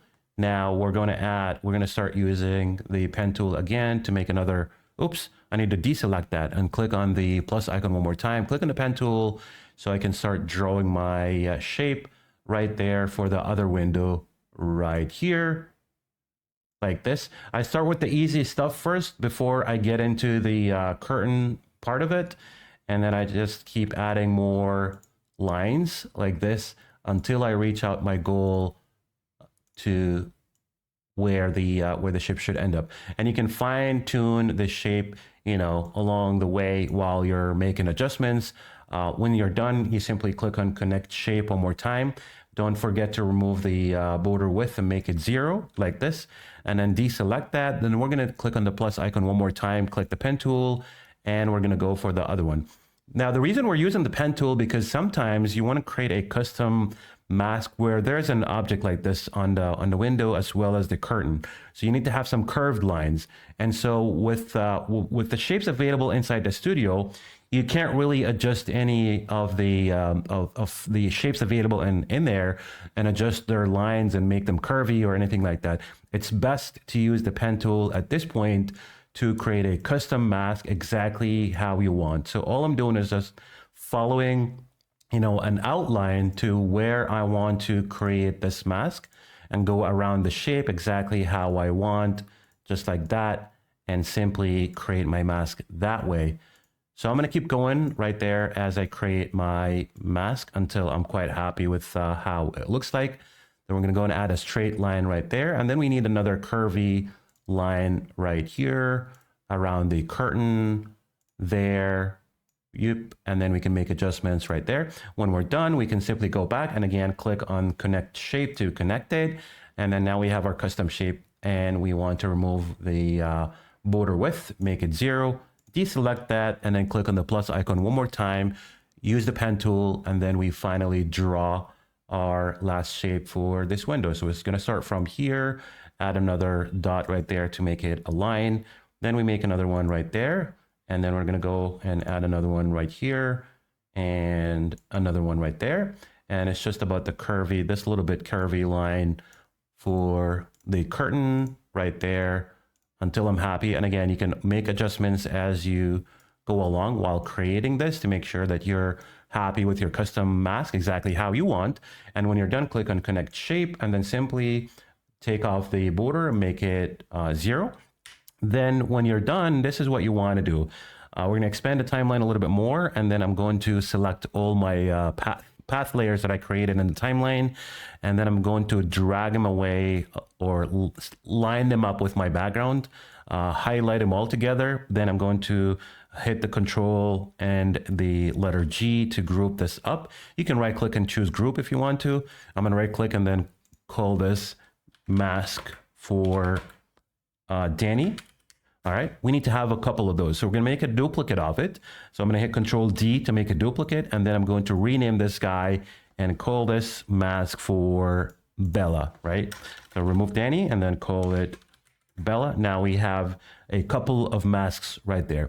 The only other mask that we need to create as well would be for the bed, just so we can have Linka go and walk through and then pass by the bed and show as if she's behind the bed. Because if I were to go right there and grab Link and show you, if I want to have her behind the bed, obviously we cannot make that happen because the bed is in the background, right? So we can't do that. So this is where we play with the pen tool and leverage the power of it to create a custom shape and make it look like Linka is actually behind the bed.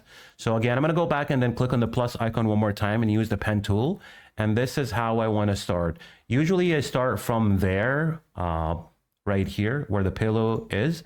And the reason I'm doing that, because I want to give myself, space, because maybe I want to use this background or this mask a little later where I can have my character go into this area of the background and still looks like she's behind, or he, whatever character I use, is going to be behind the bed.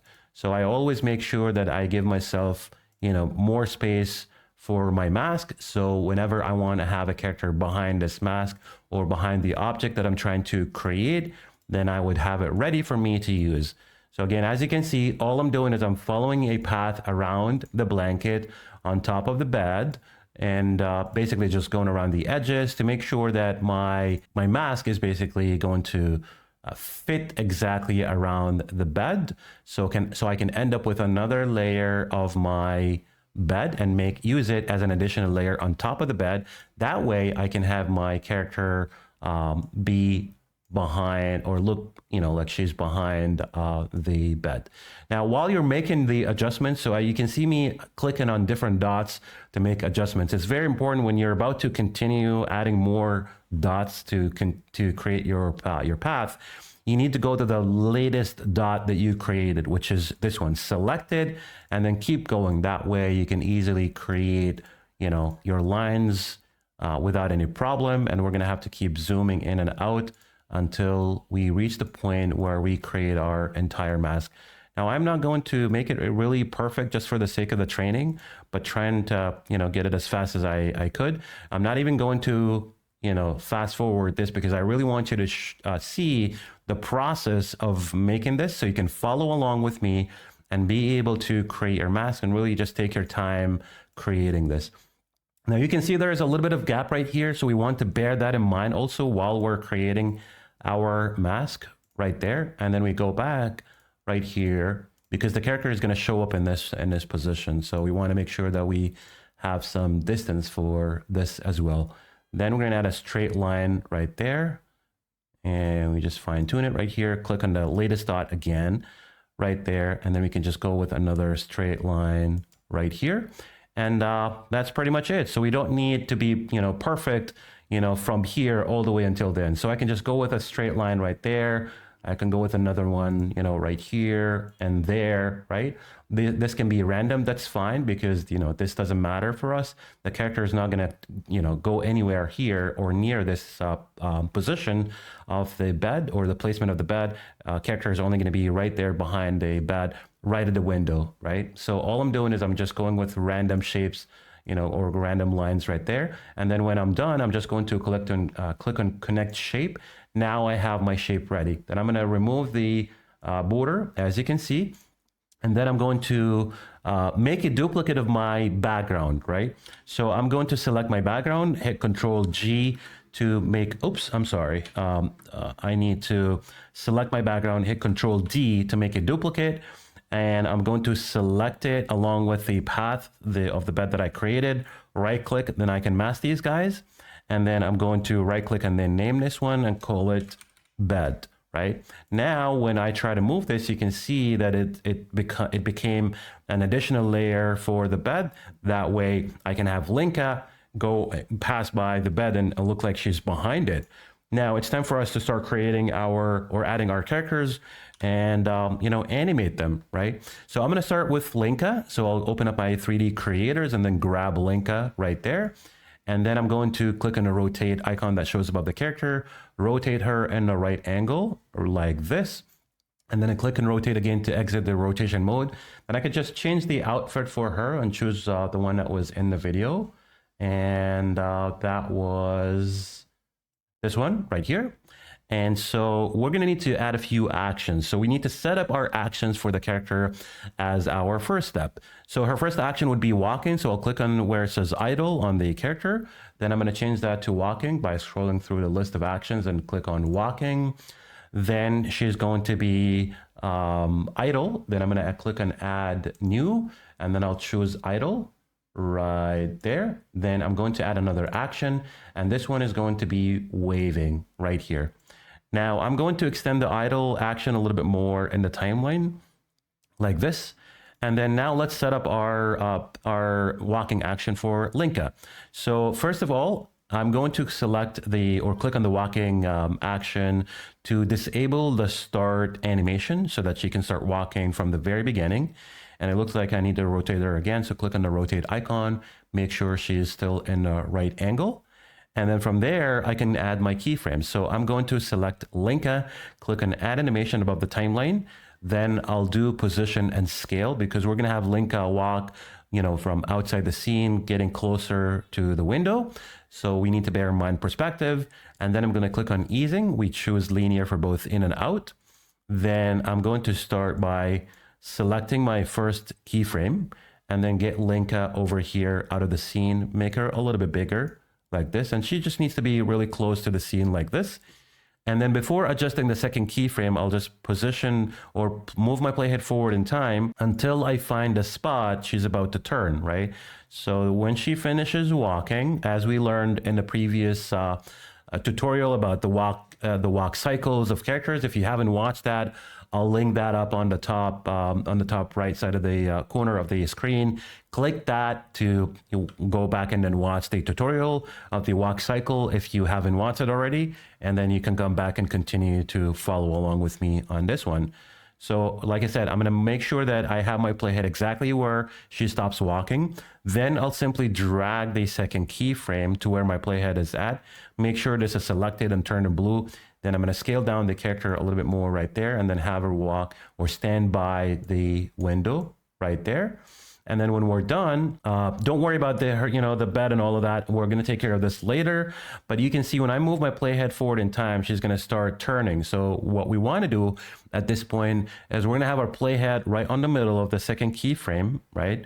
And then click on Add Animation. Then we're going to go back to Properties, and we're going to choose Character View. Easing is going to be linear for both in and out. Then I'm just going to have my playhead start at the beginning of the idle action. So it's pretty much on the little square right there that separates between the walking and the idle action. Drag my second keyframe to where my playhead is at. Make sure it is selected. Click and rotate and then keep her looking through the window right there. And she's just fine. Now she's going to stand idle right there, and then she's going to start waving. So I think we got her set up. It's time for us to grab the bed layer above her. So we can just drag this one above Linka right there. And as you can see, this is how smooth that is. She's just going to be walking. If I press play, show you what that looks like, and you can see how smooth that is. The character just keeps walking over there.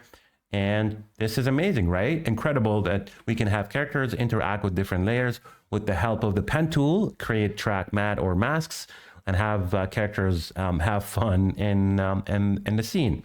Next, I'm going to add Danny and Bella so I can have them both run after each other, or Danny would run after Bella. So I'm going to start from the very beginning right there. And then I will start by adding Bella right there. And so I'm going to change her action from idle to running. So I'll find where running is from the action list. Choose running right there. Then I'm going to click on the running action on the character's track to disable start and end so that she can keep running the whole time. And she's already looking in the right angle, so that's fine. I don't need to rotate her or anything like that. We'll just go ahead and resize her. Oops, I did something wrong with the mask that I don't want to do. Select my character and then resize Bella right there. And so we're going to have her start walking from here, right there. And maybe we want to make her a little smaller, like this. So she's going to be starting from here. And so I'm going to grab my playhead right at the beginning of the character track in the timeline. And then I'm going to click on Add Animation. Easing is going to be linear. Then I'll do Properties. We'll choose Position and simply drag the second keyframe until the end of the character's track. Maybe you want to extend this a little more. So we're going to extend the action a little more right there. Just right about before the idle action ends for Linka. Then I'll simply drag or extend the keyframe until the end of the track right there.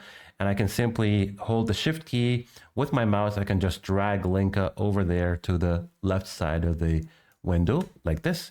Let's have a look at that and then find out how this looks like. There you go. So Bella is currently running. Now it's time to set up Danny and then have them run after her, right? So we're going to start a little bit after, Bella, gets into or close to the window right there. Then I'm going to drag or grab Danny and then add him right here. Okay. And then I'm going to change his action as well from idle to running.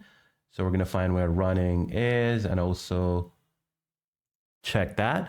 And then select the running action on the character's track, disable start and end so we can keep him running the whole time.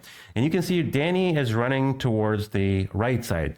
So instead of rotating the character, you can simply just go under settings, find where it says properties, click that, and then we're going to flip the character horizontally. That way he's going to be running in the right direction.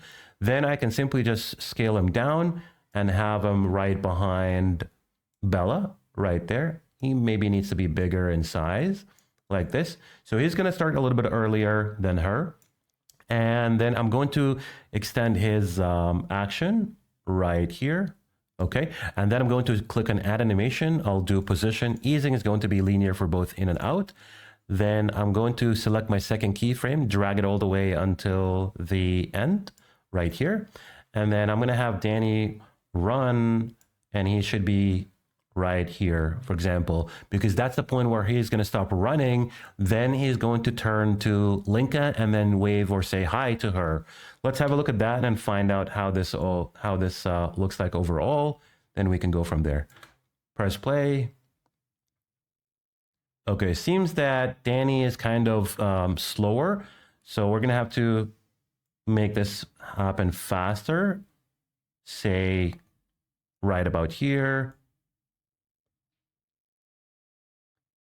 Until we fine tune the speed like this. Press play. Yep, he's just fine. Now we want to go ahead and then add another action for Danny. Then he's going to be waving. So we're going to choose wave right there. And let's just have a look. So he already looked like he starts to turn to Linka. Let's take a look if he's already looking at her. It doesn't look like that. So this is what we're going to do. We're going to go ahead and where the second keyframe ends on the running action, we're going to click on add animation.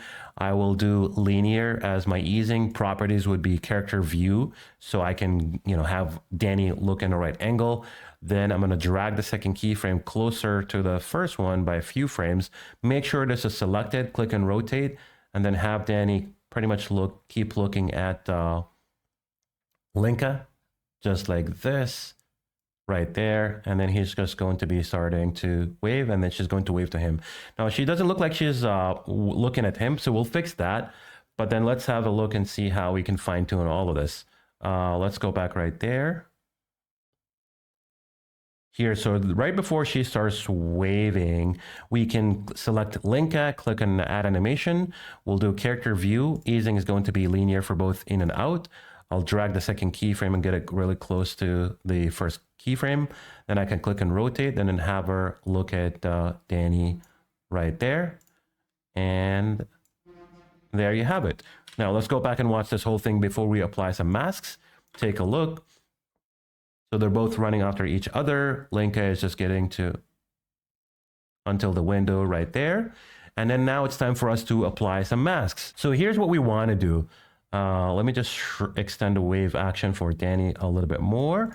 And then we want to line up the backgrounds as well as the mask and everything else that we created in our scene like this. And then it's time for us to apply some track matte and masks, right? So our first step would be to apply a mask for Bella. Okay, so to do that, I'm going to grab the mask for Bella, place it above the layers right there. And then I'm going to select Bella. So find where she is, select her, go under settings and find where it says track matte. Then we're going to open up the drop down menu. And then I'm going to choose mask for Bella. And don't forget to change the type from Luma to Alpha right there. Okay. And then I'm going to make another one. So I'll just go and select Danny, but before we do this, we grab the mask for Danny, make it above this one right there. And then I'm going to select Danny, go to settings where it says track matte, open the drop down menu, choose mask for Danny, and then change the type from Luma to Alpha like this. And let's have a look. Okay, so the next thing to do would be to grab Linka and make sure that Linka is above all the layers like this so that everything looks just fine. And then let's have a play. So this is the final scene after creating it and adding some masks. Press play and there you have it. How fun is that? So these guys are running right there, except the bed that needs to be above Linka. So we're going to grab the bed layer again above Linka right there. Go back again, press play, and then take a look. This should be fine now. Everything is, wow, this is amazing. How cool is that? This is absolutely great. Have you ever wondered how to make characters look in the mirror and see themselves? Well, that's exactly what we're going to learn in this tutorial. And before we dive deeper into this, I've created a short story and it's very creative. So let's go ahead and watch it and then come back to start creating.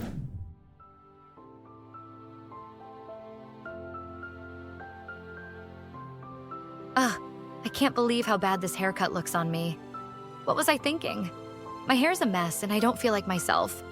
I definitely need to go to the beauty salon, like right now. I need a fresh cut, something that makes me feel confident again.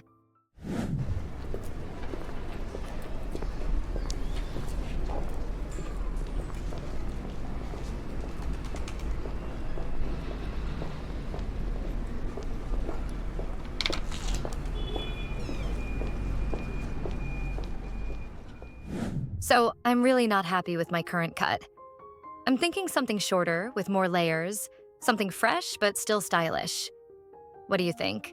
Absolutely. We can definitely do that. Let's make it something you'll love. How about a textured bob or maybe soft waves with layers? Both would give you that fresh, modern look. I think I'll go with the textured bob. Let's do it. Perfect. And while we're at it, would you like me to add some makeup? We could enhance your look even more. Wow, this is exactly what I needed.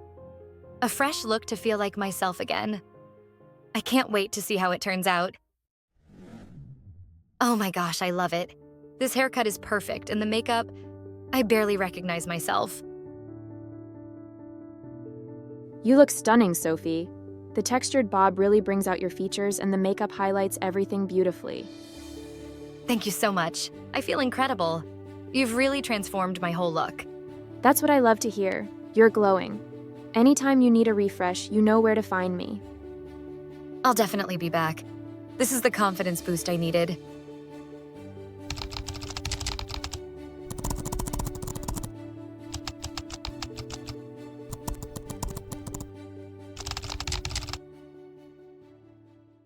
I hope you enjoyed watching the example, and before we dive deeper into creating our scene, I'm going to show you how I generated the image or background that I used in my first scene.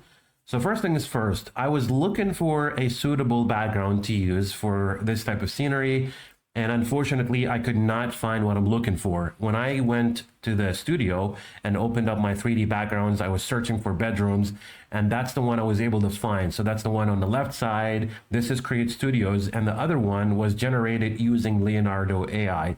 And that's exactly what I'm going to show you, how to perfectly generate backgrounds that are similar in the same style to the existing backgrounds inside CreateStudio.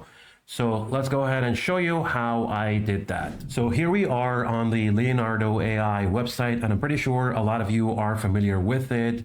This website can help you generate images that you can use in your projects, and I simply just used it to generate similar styles of 3D backgrounds so that I can use them in my videos. And so the cool thing about Leonardo AI is that you can generate images for free because they provide you with 150 credits on a daily basis. Each image requires about 14 to 16 credits. So that should give you enough number of images that you can generate on a daily basis. Unless you're a heavy user, then you may want to upgrade to their paid subscriptions and find out how many credits you will be getting on your subscription model. So first of all, I want to point out that I'm not a fan of AI, but sometimes I do want to use custom backgrounds that I cannot find inside CreateStudio. And that's when I start using image generation or generative AI websites like Leonardo to produce images that I can use in my projects. So the way how I did it, and because I'm pretty bad at prompting, I try to keep the prompt as short as possible, concise and straightforward. So all I did is I typed in a female bedroom that looks modern with a shiny design, including an angled mirror. In order to get the same design available in CreateStudio, all you got to do is this. When you click on the image icon on the left side of your prompt search bar, this will open up this panel. You can just click on style reference, and then it will open up another panel that allows you to upload your own images. So you can see I've already uploaded a few in order to generate similar style of images that I can use in my project. So all I did simply was upload and click on upload to get started. And then I imported the image, and then I simply just selected it like that and then click confirm. And then it would show up right here in the search box to start generating the images. So as you can see, this one took me a couple of trials, and every time they produced 4 images that I can choose from. And let me show you what they look like. So that was the first one that I got, and we can only see the mirror at the back of the bed. And then we go on to the next one, and that's the one I used in my project, where we have the mirror angled on the left side right here. We also have another one right above the bed. And then we have this one right here. This is also pretty cool, but I prefer the previous one. And then that is the last one in my last trial. If I exit this and then show you the other trial. So I got this one right here, which looks okay, but it wasn't suitable for my needs.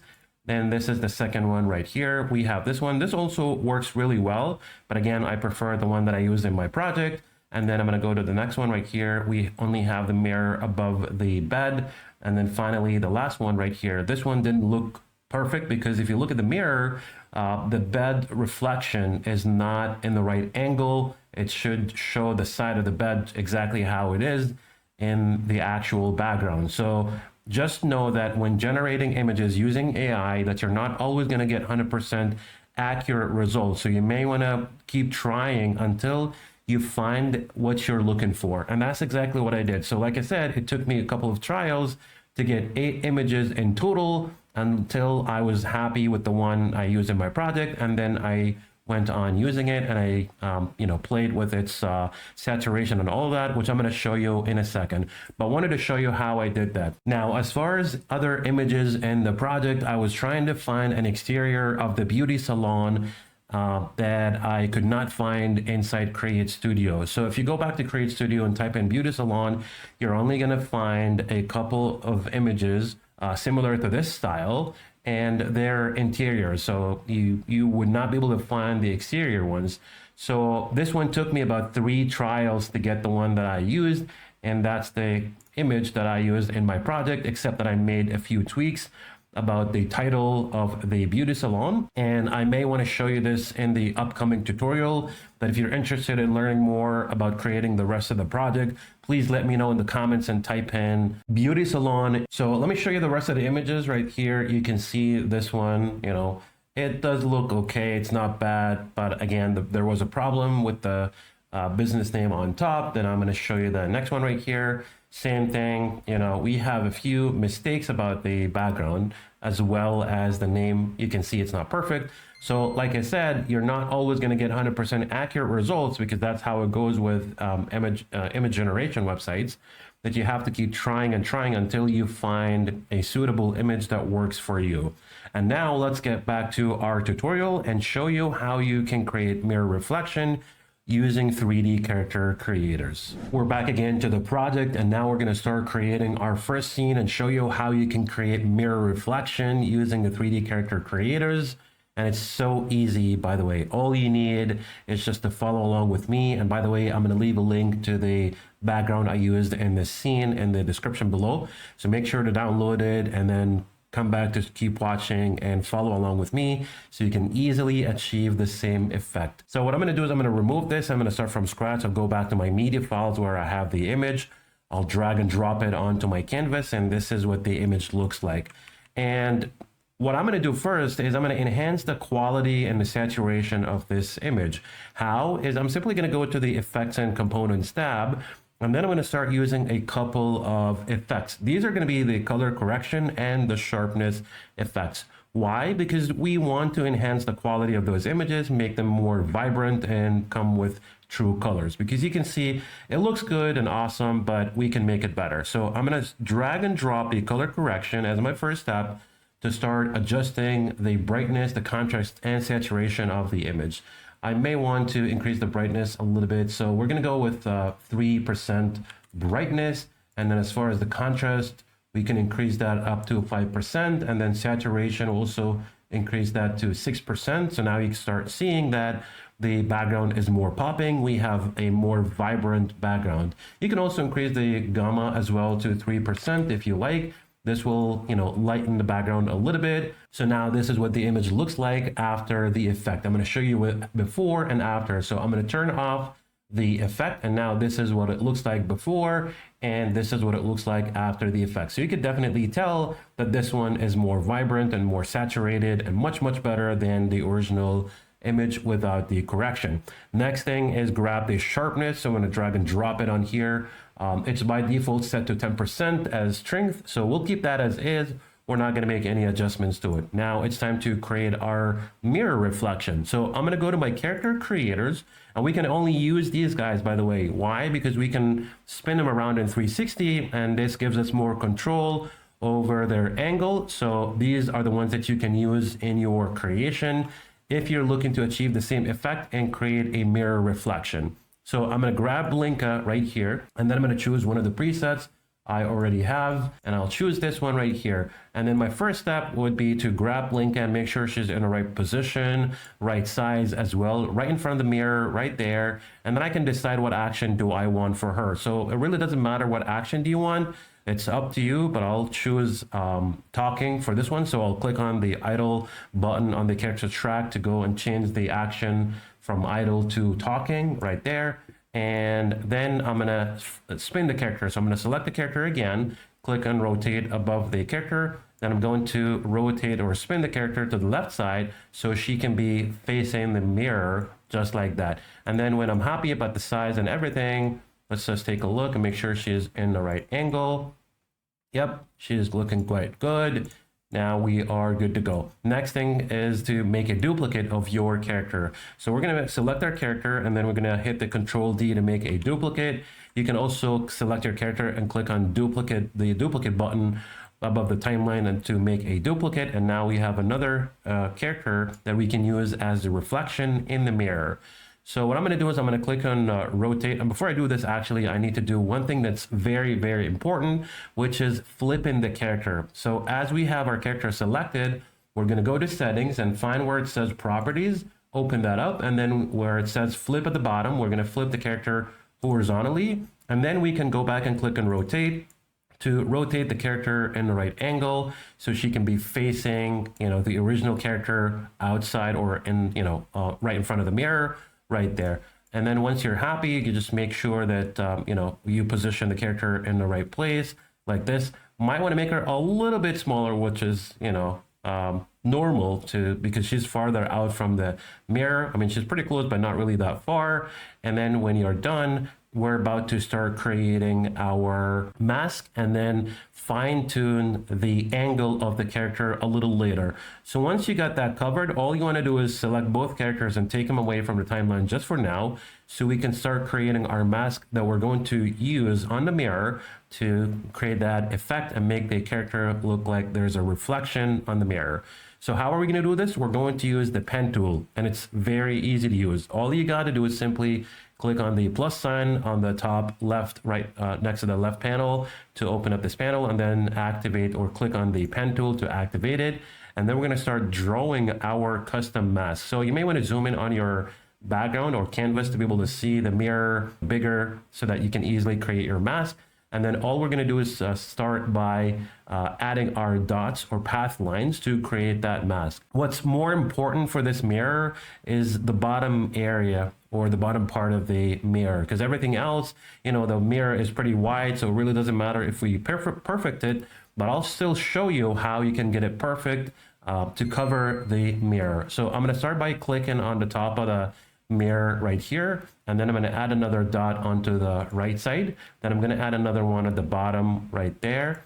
Then I'm going to add another one to the left side right here. Then I will just add another one that's going to be right here. And before we connect our shape, we need to cover the entire mirror. How? We can simply just double click, on the middle of the line or path lines to be able to change that line from a straight line to a curved line. Now, if we drag this line, you'll see that it starts to become more curved, and we can use the handles, to adjust the curve angle like this and make sure that it's going to be perfect. And then when you're done, you go on and do the same thing for this one. So double click on the middle of the line to add another dot and turn this into a curved line like this. And then you can simply just drag it like that and then adjust the handle, you know, to play with the angle of your curved line, and then continue to do that for the rest. So again, I'm going to double click right here in the middle to grab that one right there. Make sure that I play with the handle to adjust the angle of my path line. Do the same thing for the fourth one right there and drag it right here and make sure it is perfect right here. So like I said, it's very important to adjust the bottom part because that's where Linka is going to start showing up from the bottom all the way to the top. And once you're done, all you got to do is simply go to the right panel above the timeline. There are going to be two buttons, one that says connect shape. That's the one you want to click on to connect your shape. And now we have created our custom mask. It's very important to remove the border, so don't forget about that. So make sure you go to settings on the right panel, or if it's on the left side for you, it doesn't matter, but make sure you remove the borders. So change the value of the border width from 3 to 0 so that we can remove it because it's unnecessary. And then when we're done, we're going to need to right click and rename that mask so we know exactly what we're working with. So I'm going to right click the mask and rename it, and I'm going to call this Linka mask. All right. And then now I can drag my two characters or two duplicates that I created right here. And then I'm going to choose the one at the bottom, which is the duplicate image that I created.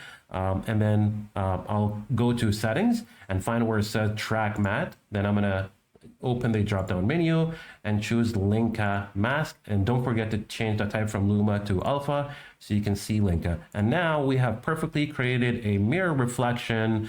All we got to do is fine tune the angle. So we just got to make sure that we keep advancing our playhead, you know, so that we can see perfect. So one thing that I noticed that I need to rearrange the order because it looks like it's not perfectly put together in the timeline. So what I'm going to do is I'm going to select this Linka right here, which is the one at the bottom. I'll grab her on the top right there. And now you can see she's in the right order in the timeline, except that the angle is not perfect. So if you look at that, you know, there's a difference between the hand inside the mirror and the one outside. So what we're going to need to do is select the character that's inside the mirror, and then we're going to click on rotate, and then we can adjust the angle so that we can try and perfect it just like that, and then we are good to go. So now if I go back and then press play and show you that what it looks like, there you go. Now we have a perfect reflection. And of course, you know, once you've adjusted or fine-tuned how the reflection looks like in the mirror, you can easily go on and add more actions like surprised or other talking or idle, right? Whatever action that is, except walking for sure. Or unless you're gonna create a walking action where you're gonna make Linka walk away, you'll have to do this. So the reason why we use the track matte instead of the regular mask is that we wanted to have the ability so that we can animate the character without losing the mask.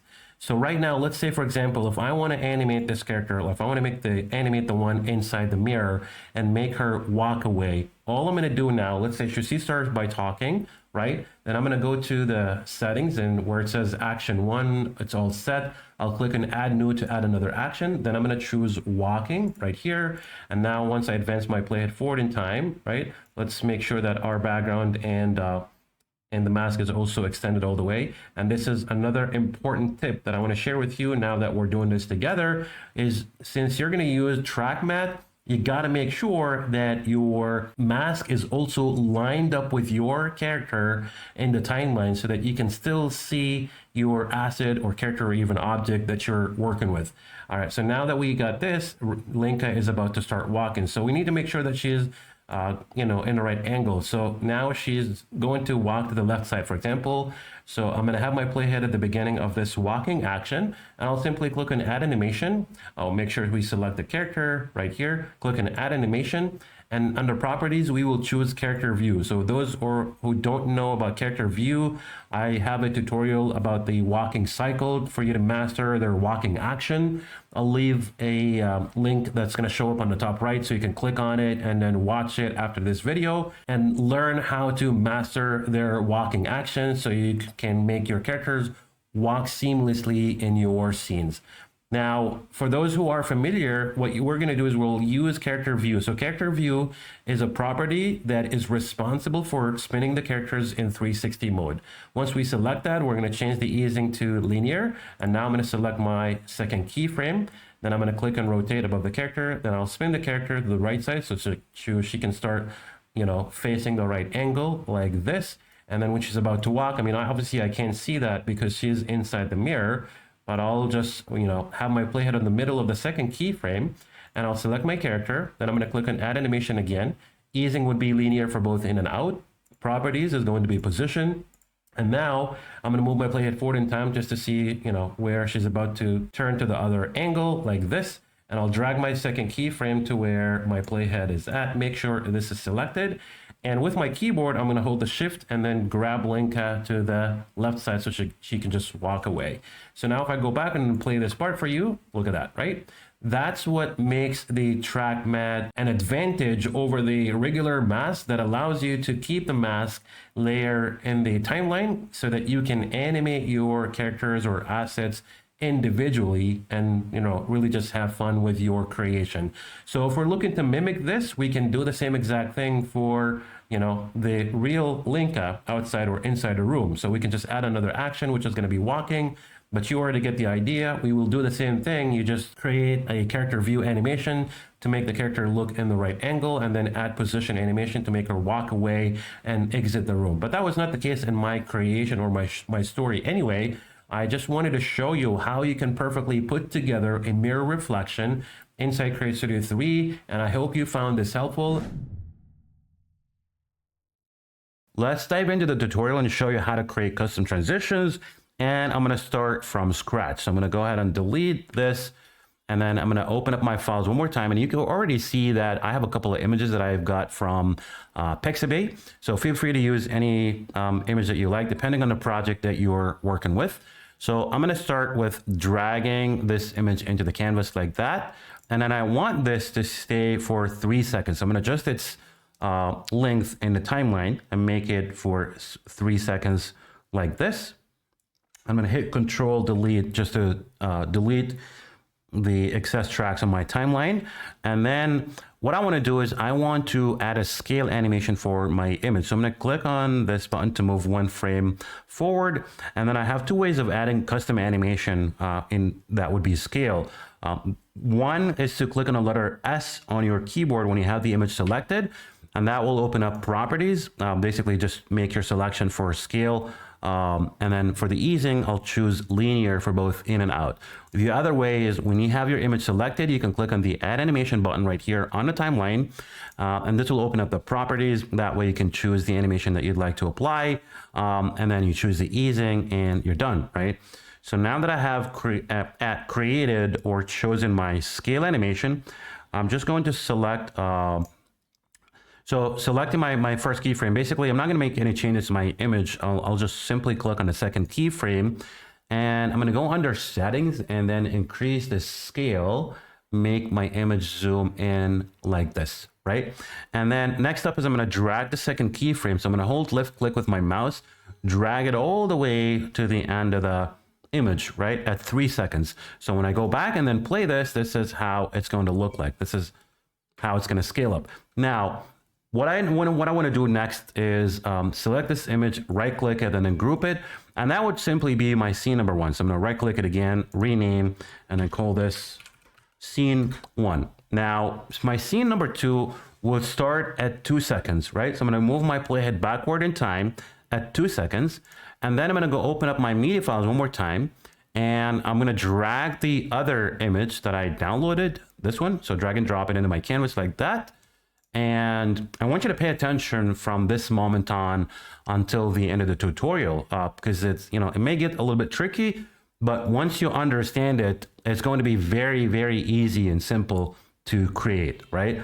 So what I'm going to do is I would like to have, 5 duplicates of this image, and I'm going to tell you why in a second, but let's just go ahead and start with duplicating this image. So I have 2 ways of doing that. Whether I can hit Control D and it will just simply, duplicate my image, or I could just select or click on the duplicate button in the timeline to create my duplicates. So let's see how 1, 2, 3, 4, and then I need another one. So I have 5 images or 5 duplicates of the same image, and I'm gonna tell you why in a second. but that would be my first step in creating scene number 2. Next up is I'm going to go and open up my shapes and then draw or click on a rectangle, rounded rectangle, and then scale this up to make it a full width. And then I'm going to change its color to purple like that. And for the shape, I would like to duplicate it 5 times as well. So I need to have 5 layers of my rectangle shape right here. So again, I'm going to click on the duplicate button. 1, 2, 3, 4. Now I have 5. So let's just expand my timeline like this.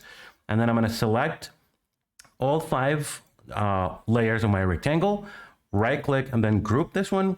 And for this one, and again, I want you to pay attention to this. So I'm going to duplicate my group of rectangles twice. So I'm going to click on the duplicate in the timeline like this, 1 and 2. And again, you'll know this, you'll understand why I'm doing this in a second when I get to it.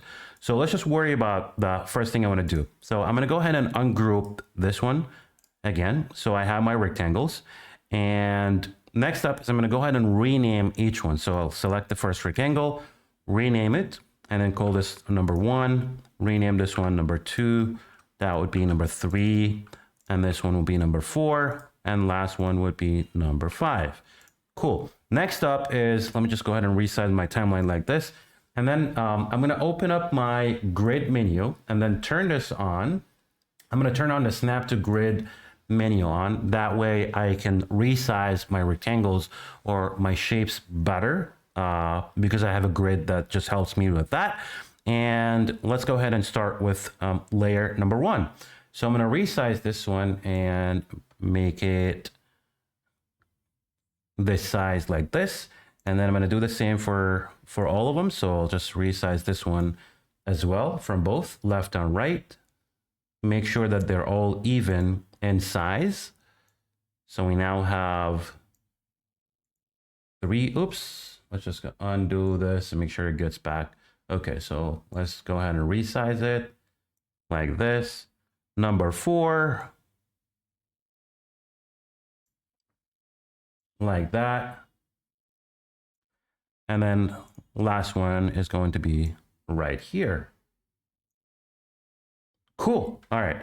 So now that I've, again, I simply just resize all my shapes like that. So let me just take those away a little so you can see better, right? This is going to be the size of my shape that I'm going to use as a transition, right? So I'm going to go and make sure that, I line those up right in the timeline again. And let's go ahead and do some masking here with each image. So I'm going to select my first image layer at the bottom right here, hit Control on my keyboard, and then select shape number 1, right click, and then mask this one. Now, next up, so now that I have this masked, the first thing I want to do is I will go under settings, and then I'm going to turn on the detach mask feature, right? And I'll show you why in a second. So turn that on and then do the same for all layers. I'm going to select the second layer of my image with number 2 rectangle, right click, mask this one, and then select it. And again, under settings, I go here, turn on the detach mask for this one, do this for the next one. So the third image was shape number 3, right click, mask, click it again, and then under settings, turn on the detach mask feature. Let's just go ahead and hit Control Delete to delete all the excess tracks.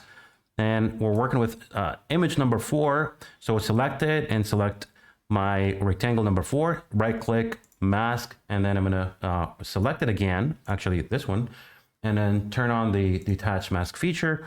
And I'm gonna select my last image layer along with the shape number 5, right click, mask this one, select it again under settings, go to detach mask, and then turn all those away, turn detach mask feature on. And again, I'll show you why in a second. Let's just go get those away for now and resize our canvas. And I'm going to show you exactly how do we want to do this.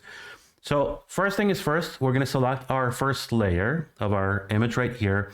And because we have our mask, our image mask with the shape, and the reason why we detached the mask is because we want to animate the mask and keep the image as is, right? So now that I have my first image layer selected, I'll just simply use my keyboard to, move my mask and have it start from the bottom of the screen. And then it's going to go all the way up on top of or away from the canvas from the top area, right? So to do this, first of all, let's just go ahead and add some custom animations. So for the first layer, I have it selected. I'm going to go ahead and click on Add Animation.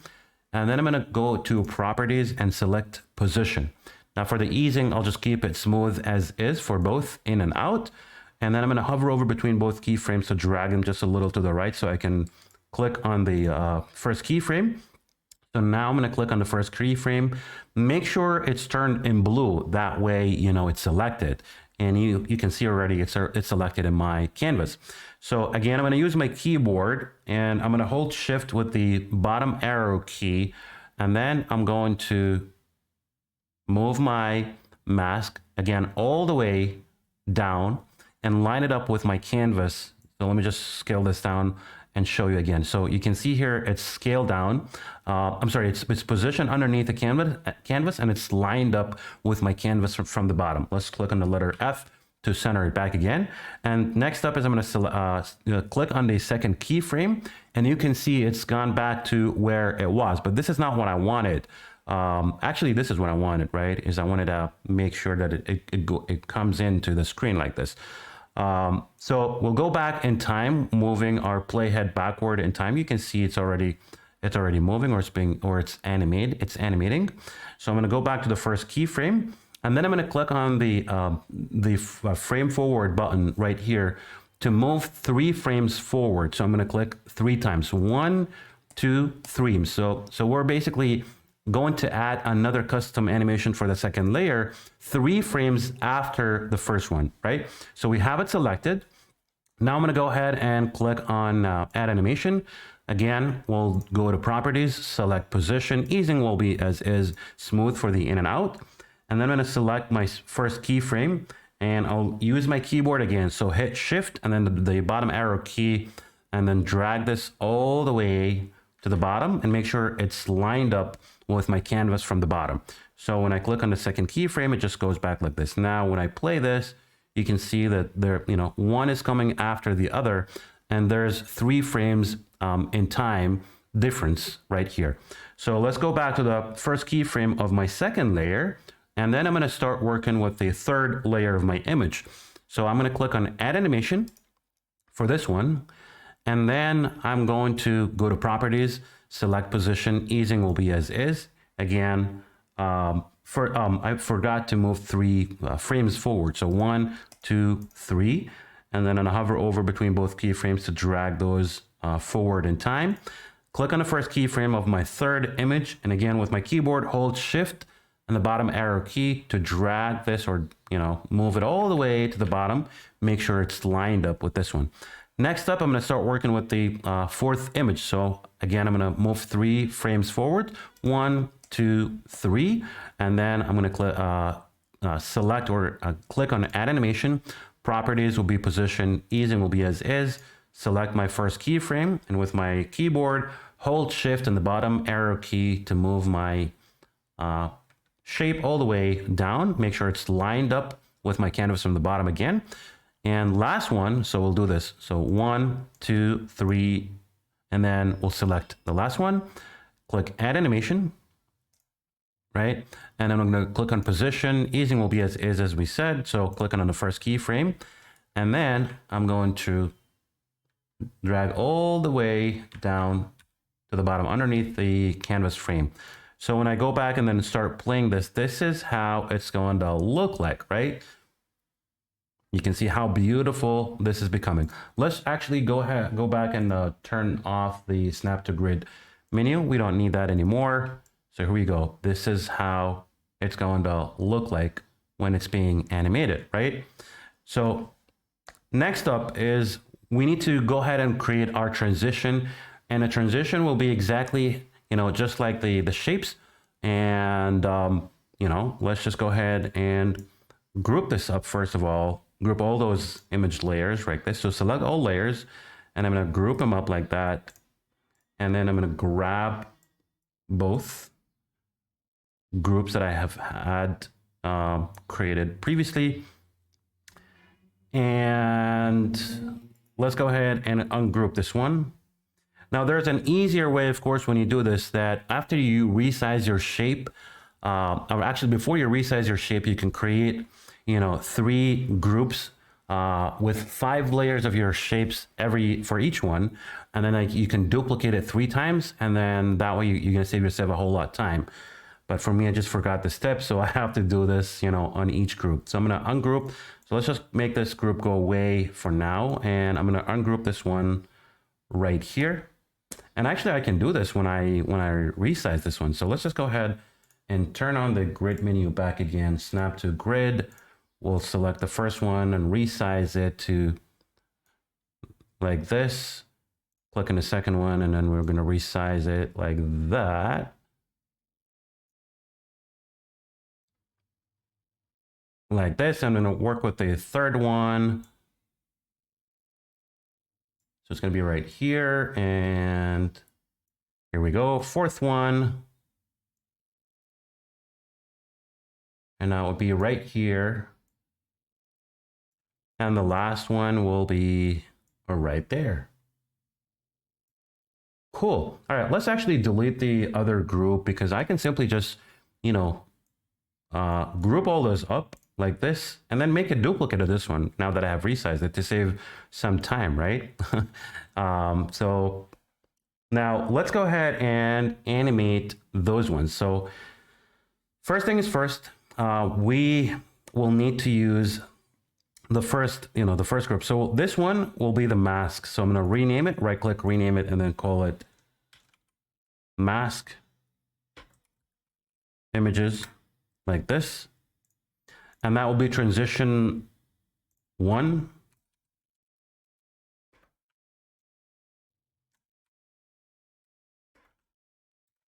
And this one will be transition number 2.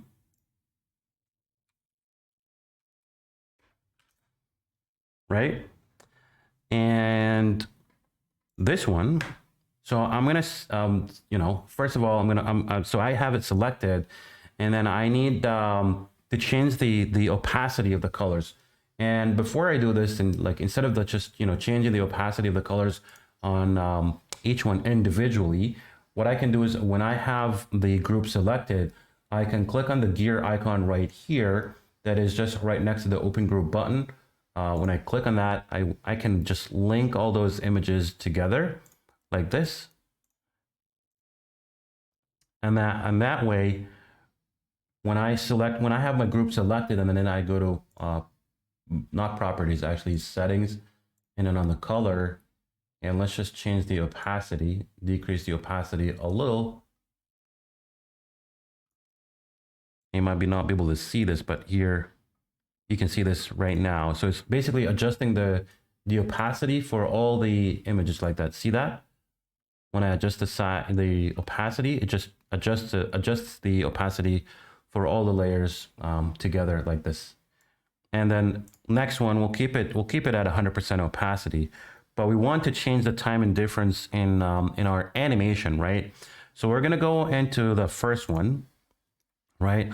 And then we're going to start animating each one individually. So right now I have my my first one selected, and then I'm going to click on add animation, and I'm going to do position. Well, easing will be as is, smooth, right? So I'm going to move my keyframes a little to the right so I can click on the first keyframe of the first one. And again, with my keyboard, I'm going to hold shift and simply just drag this all the way down like that. And then when I select the second keyframe, I don't want it to stay on the screen. So I'm going to use my keyboard again, hold shift on the top arrow key, and then make this go all the way up, and make sure it's also lined up on my canvas like that, right? Now I'm going to go back right here, and I want to make sure that my playhead is in the middle of the first keyframe of my first shape, right? And then I'm going to move 3 frames forward. So 1, 2, 3. I'll select this, the second layer, click on add animation. So do position as well. Easing is going to be as is. for the whole time, right? So I'm going to select the first keyframe of my second layer. With my keyboard, I'm going to hold Shift, the bottom arrow key, move this all the way down, make sure it's lined up with my canvas from the bottom. Click on the second keyframe, and then I'm going to make sure I want this to go up all the way to the top and also lined up with my canvas just like that. So I'll go back again on the first keyframe of my second layer and then move 3 frames forward. So 1, 2, 3, select my third keyframe, third layer of my triangle or rectangle, I'm sorry.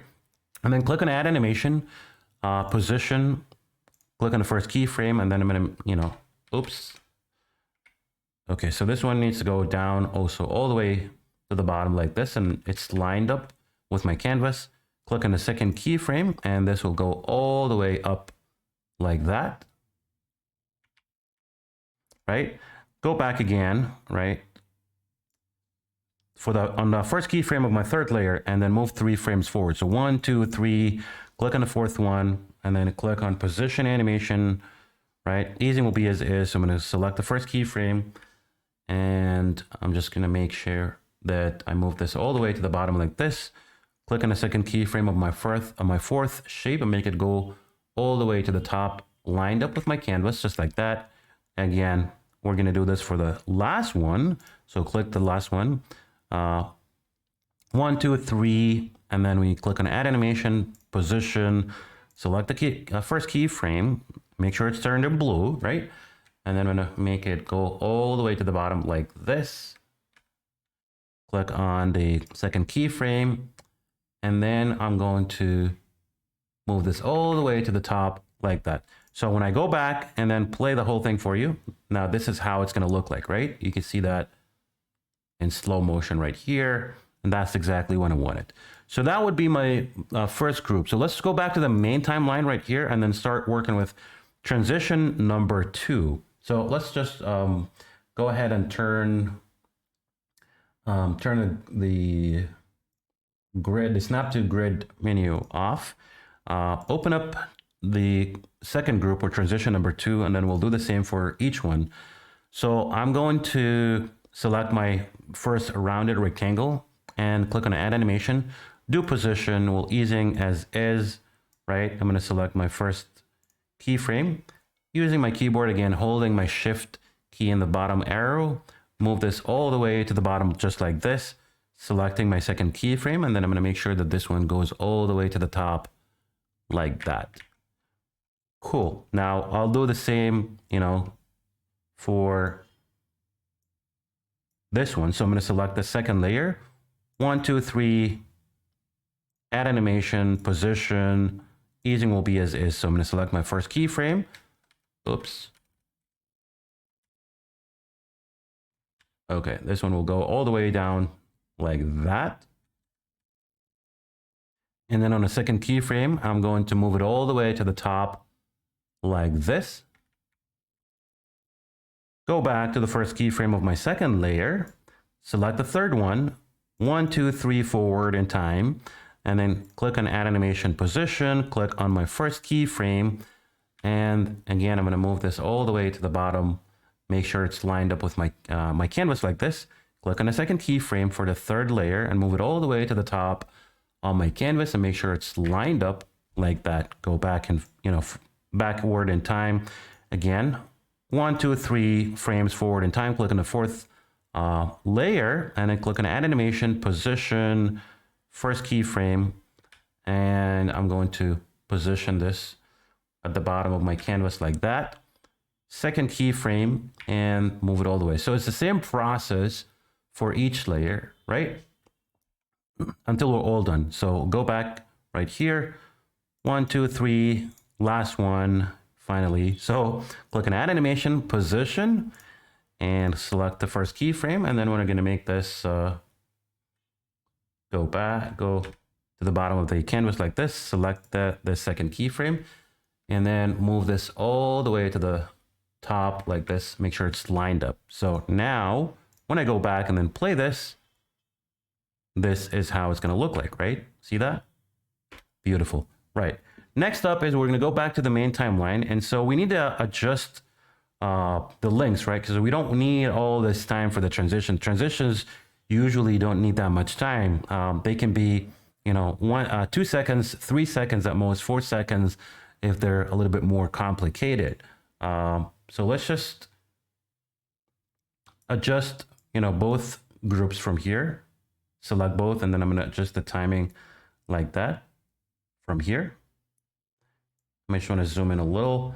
And now because they're both, they start exactly the same time, you're not seeing the other layer that I created. It's basically just underneath it, but I don't want that. I want this one to start first, and then this one will be my second one, right? So I'm going to go back to the very beginning of this one, and let's just move 1, 2, 3, and then I'm going to drag my second group to make it start, after three frames of this one. So this is how it should look like, actually. You see the first one with lower opacity, right? And then the other one will be at first. So now that I've got this covered, I'm going to select both layers or both groups, transition 1 and 2, group them up like this, rename it, and then call this transition.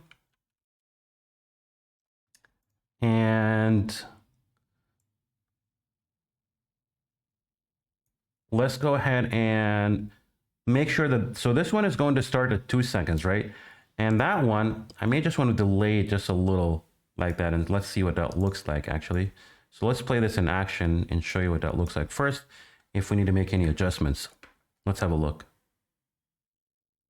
Okay, we seem to have a little bit of a white screen, and I think that's because maybe this one needs to be right here. Let's just go back and see what that looks like. Okay, cool. Now I can adjust this. I can like make this start a little bit after like that. And I can expand this one actually like this, the first background, go back and then increase the timing just a little like this. And then also expand the keyframe like that. Go back to the main timeline and let's see what that looks like. Because I want to have this a little bit of a different, yeah, see that? I want to have this delay in time, but looks like I need to have more time of that. Let's make it like this. Okay, let's have a look. Beautiful. Cool. And then if I want to add a text on this image, because you can see the image is vibrant with colors. So if I add a text onto it, it's going to be a little hard for me to add a text and make it hard, make it readable, right? So what I can do is I can simply just add a shape that will be a rectangle and make it full width like that. And I'm going to change its color to black, and I'll just open this up and then, decrease the opacity like this, right? And that way, when I add a text and then change its color to white, it's easy for me to use. So let's just do this. Let's have fun creating, right? You can resize it, center it. And then of course I can add an animation to it, right? So what I can do is I can, add an animation to this, and let's just go ahead and click on motion for this one, and then choose rotation. Or actually, let's use custom animation. So I'm going to select my text like that, and I'm going to click on add animation. So let's do position and rotation. I'm going to select my first keyframe. I'm going to rotate my text like this, and I'm going to position it outside of my canvas like that on the bottom. Make sure it's moved. I also move it to the left side like this. And then when I double click on the keyframe, I want to make this go by letters instead of words. And I'm gonna make it go forward and then increase the letter offset to, 65% is my favorite. So let's have a look at that and see what that looks like. Cool. Pretty cool. Hope you guys have learned quite a lot in creating custom transitions using masks. You can see, it takes a little bit of time, but as you create more of it, it's going to be a lot easy for you to create. Now, when you create custom transitions using shapes, it doesn't stop, or you can be more creative about it. So you can basically, as I got a few samples for you here, you can try different shapes, right? So for me, instead of just using, for you, I'm sorry, like instead of just using the rectangle, you can use, you can use a rectangle like this and then change it to a rounded rectangle and use another layer, and decrease its opacity like this. You can use a triangle like this and also, create a duplicate for it to make one with a full opacity and then other one with less opacity or less opaque. And then you can also use this shape, right? Now, when it comes to using a triangle or this shape, you might just, like use this for a full width, like make this the full, for the full width of your screen, because like you can't have it duplicated many times right next to each other. It's going to look terrible. It can only work with a rectangle. If you make it like this, you can add, more lines like this for the rectangle and make them go one after the other, just like this one right here, right? Now, the only difference from this one and the other example is that this one is just a standard rectangle, where this one is more of a rounded edges of the rectangle. And again, so that's the only way for you to, to do this. The other way, and then you can also be more creative. So instead of having your transition happen vertically like this, you can have it, happen horizontally, right? Left or right, it's up to you. Again, you can be more creative about it. And again, feel free to use any shape and be more creative. So start creating, and it's going to be a lot easier for you as you create more. You can watch this video over and over until you make it, or follow along with me step by step, and it's going to be so easy for you. And so before we dive deeper into this, I have an example that I want to share with you. Let's watch it and then come back to start creating.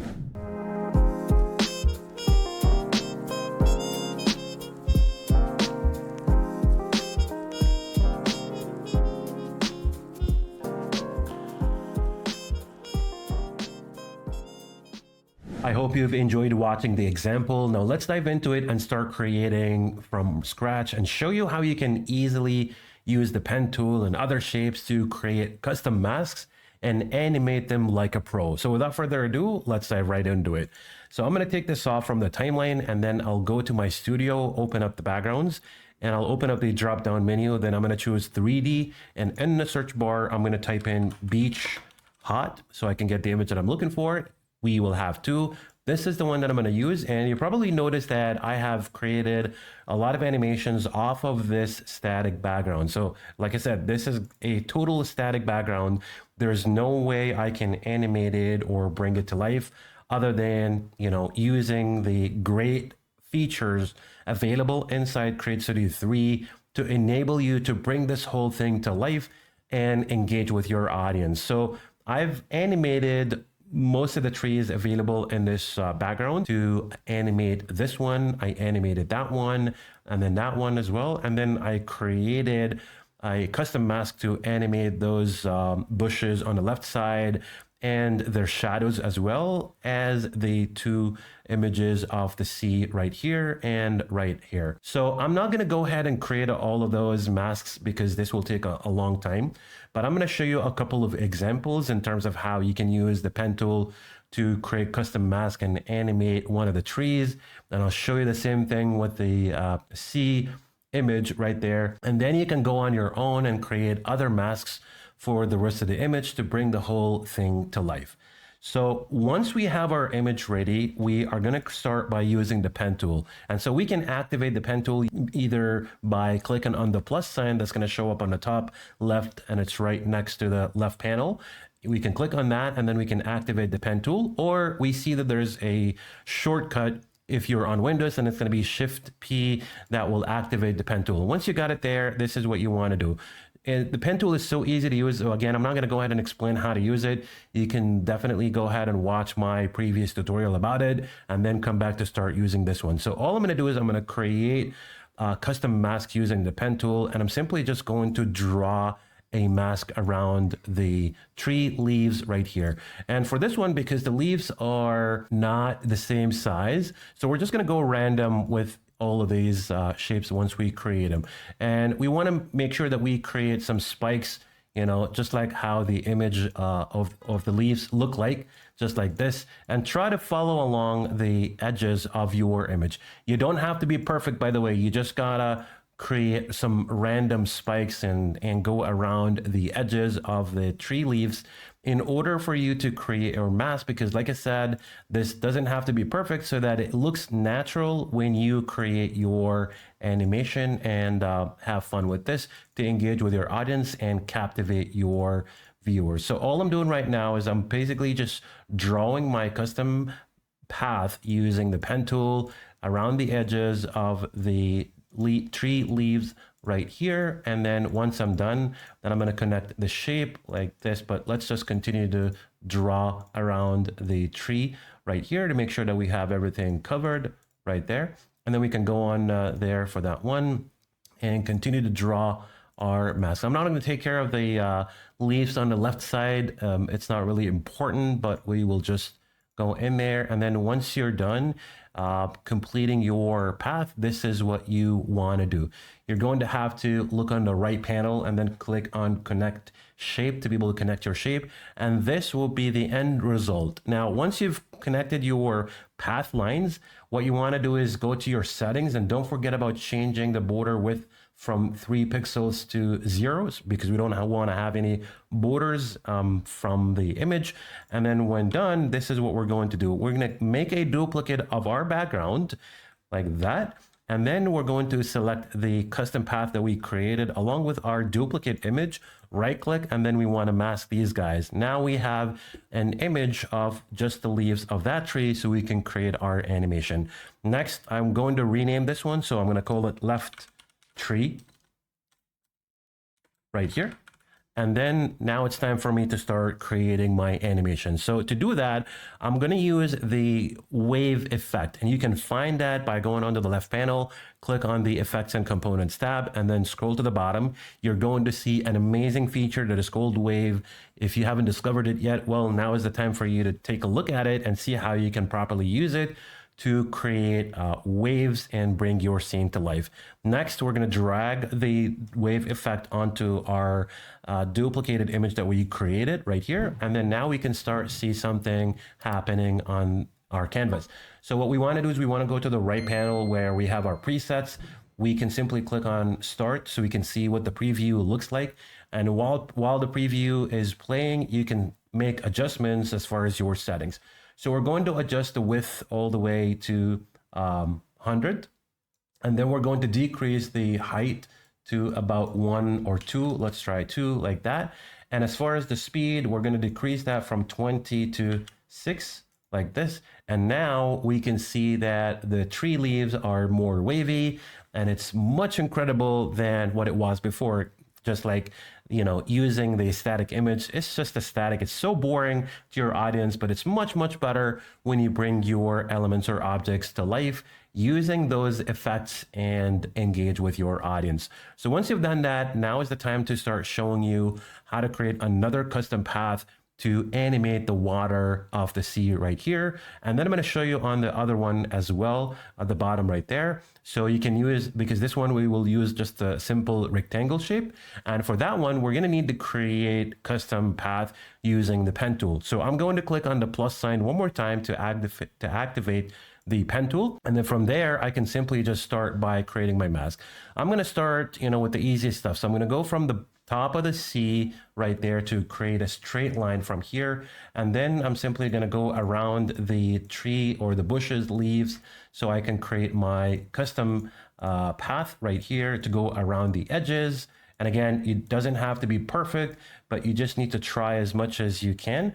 But again, you're not supposedly to go perfect with this because you want to make it look natural in the end. And so once you're done with that, you gotta grab another straight line right about here, and then we can go around the other bushes, leaves right there, and then we can create our animation from there. Once we completed our path or creating our custom mask, then we can easily just connect this shape, and then from there we can simply go ahead and have some fun with animation. So now I'm going to click on connect shape. Now I've got my shape right there, and the next step I want to do, again, I don't want to forget about changing the pixel of my border from 3 to 0. You can find that under settings on the right panel. Change that to 0 so you don't want, because you don't want to have borders. And then once you're done with that, you're going to need to make another duplicate of your background.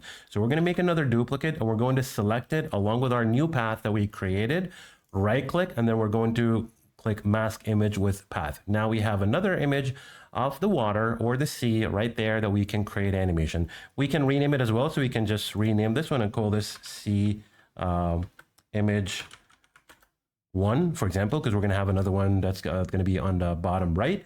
And then once we're done, we can go back into our effects and components tab, scroll to the bottom, grab the wave effect onto it right here, and then we can see our preset settings opened up on the top right. We can simply click on the preview to start to show what it looks like, and then we can make adjustments. So as far as the width, we're going to increase that width a little bit more to something around 35.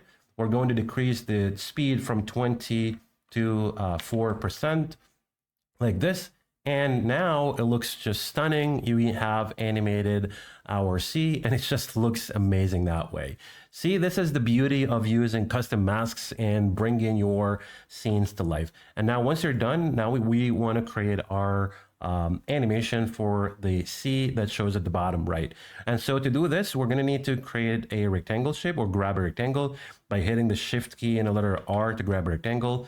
Then we're going to rotate it or tilt it a little bit to the left side like this. And then we can simply just zoom out of our canvas to make sure that we have, a proper shape that's covering most of the sea image. It doesn't have to go to the very far of the edges, because that's just part of the sand. So we don't want to animate that part.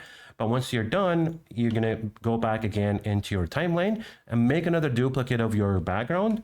Then you're going to have that selected along with your rounded rectangle, right click, and then mask these guys. Next, we're going to go back into our wave effect, drag and drop that one right there. You don't want to forget about renaming layers, so you stay organized. So we're going to call this sea image 2 right here.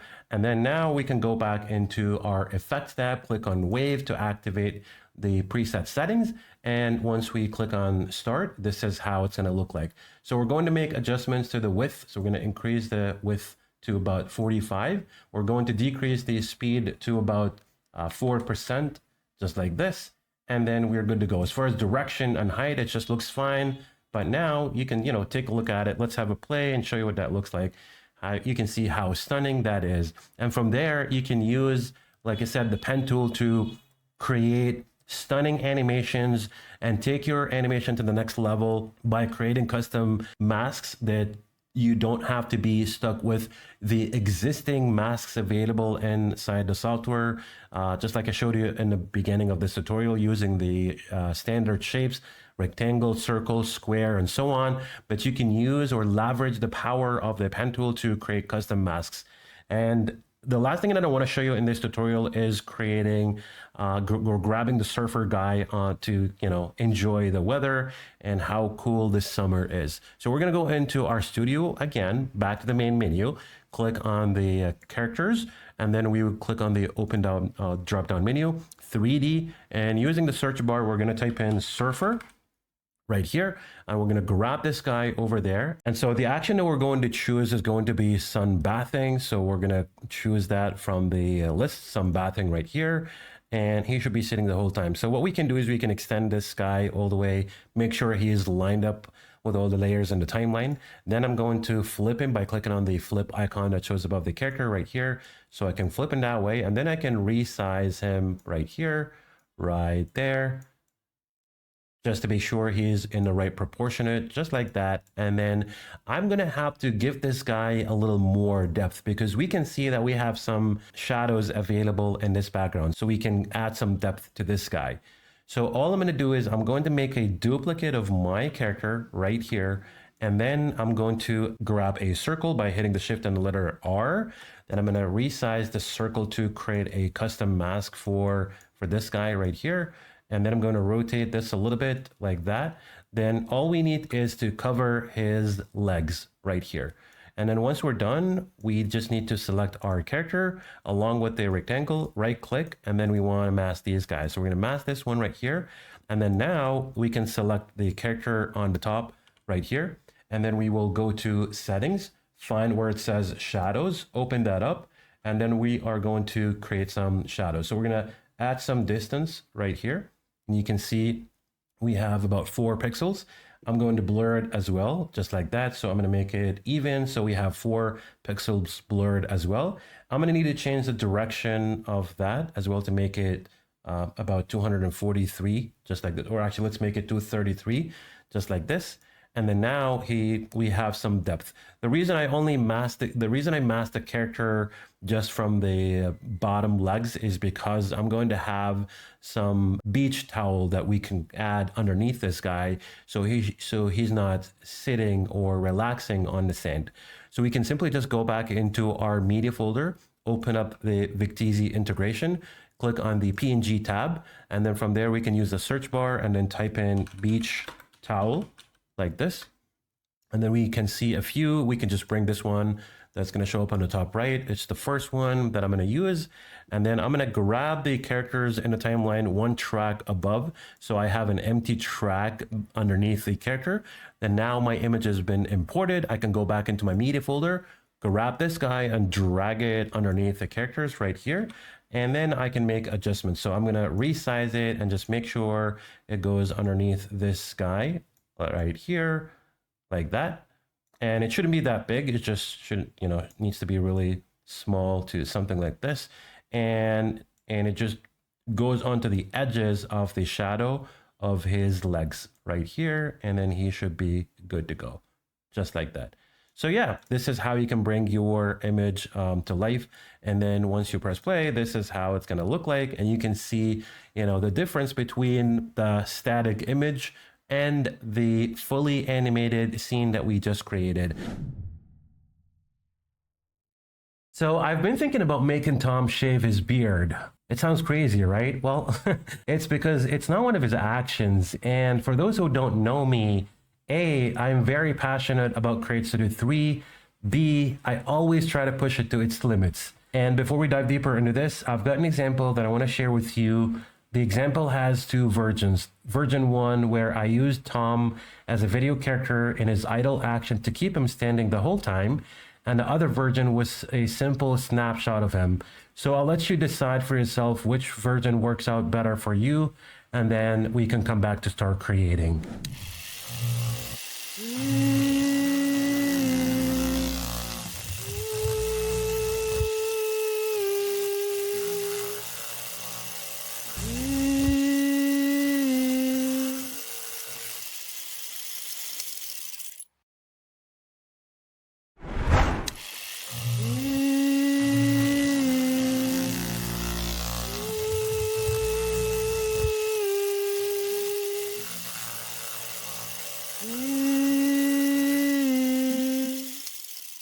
I hope you loved the example. Now it's time for us to have fun and start creating. And I'm pretty sure you have noticed the difference between both versions and you can tell which one works out better. For me, or at least in my opinion, version 2 works out better because it was more convenient to work with a snapshot, but feel free to do it whatever way you prefer because both ways are exactly the same when following the same steps in this tutorial, because I'm going to show you how to do this using a snapshot of Tom. And I want to tell you that the background available in this tutorial, you can download it by clicking on the link in the description below to be able to follow along with me step by step if you want to have the same background. But if you don't, well, it's up to you. You can use whatever background you like, but you got to make sure that your character is also going to be masked inside a mirror, because obviously he's doing this in a bathroom, so that you can make him look perfectly fine. And now let's start diving into it and show you how I did it. This whole thing should take about 20 to 25 seconds. So I'm going to start from 40 seconds. I'm not going to delete this. I'm going to move my playhead at 40 seconds. Then I'm going to go to my media folder and show you exactly the assets that we're going to use. First, we're going to use snapshots of Tom. So I'm going to drag Tom and drop him onto the canvas. One is going to be without a beard, and then the other one will be with a beard. So all you have to do is design your character using whatever outfit you like. And then when you're done, you have to have one without a beard, and the other one is exactly the same, but the only difference is that the other one should have a beard. Once you have that ready, you're going to find a razor. That should be an electric one. You can simply use Victisi for that one, and you can do it by clicking on the Victisi icon. When you go to your media files, click on the Victisi icon, and then in the search bar, type in the razor. Make sure you click on the PNG to get all the transparent backgrounds, and then type in razor, and then you should be able to find a bunch of razors, and then you can download whatever image you want. You can still get the same one I have in my project, which is this one right here. Now that I have both ready, I'm going to extend these guys all the way until 1 minute right here. So like I said, this whole thing is going to be for 20 to 25 seconds. We'll extend it even more in case we need more time, depending on how many keyframes we're going to create in this one. So I want you to follow along with me step by step, even if you have to pause the video until you're exactly where I'm at, and then continue to watch it. Please do that, because this one, I'm not going to say it's a little bit tricky, but it's going to take time because we're going to use a lot of masks and keyframes for this one. So once you are ready and you're about to get started, this is what you're going to do. You're going to start with creating your own masks using the pen tool. So we're going to go onto the plus sign that shows in the top left to activate the pen tool right there. And then we're going to start by creating our masks around his beard, right? So now I have to make sure that my mask is just about the same size of the beard. Now this is going to be multiple masks that we're going to use for this one, because we want him to look like he is naturally shaving his beard, and then, you know, it would just look perfect. So this is how you can do it. And if you are unfamiliar with how to work with custom masks or using the pen tool, I do have other tutorials in the same playlist. You can go ahead and watch it to get a better idea of how you can work with the pen tool to be able to create your custom masks. Now, once you have created your first mask, what you want to do is go into the right panel above the timeline and then click on Connect Shape. And then don't forget to remove the border width. So make it 0 like this. And then we're going to right click and rename, and let's call this 1. Next, we're going to go back to the plus sign again. We're going to activate the pen tool one more time to create another custom mask. So that's exactly what I'm going to do right now. And so I'm going to go and cover all his beard with multiple masks, like I said, and we're gonna have a mask for his mustache. I'll divide that into 2. I'm gonna click on Connect Shape so I can connect my shape, and then remove the border. Now notice that once I connected my shape, and this is what that mask looks like. It's okay, that's fine. You can always drag your mask and get it, make sure it is lined up with your other mask, so there's no difference between the first one and the second one, just so you don't end up with any gaps in between while he's shaving his beard. And then when you're done, you're going to rename this one and call it number 2. Again, we're going to go back to the plus sign and then activate the pen tool to draw another mask right here, and then just continue to go on with this one.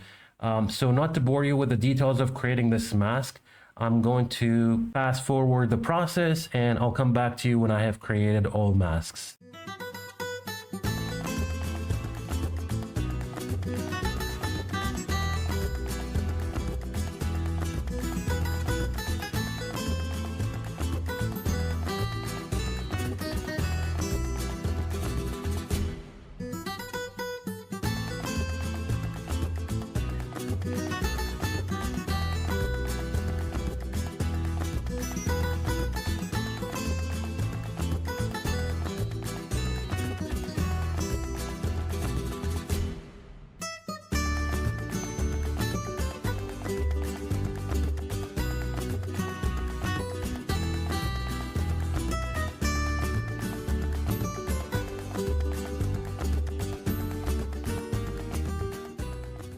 All right, there you have it. Now we have a total of 7 masks inside our timeline.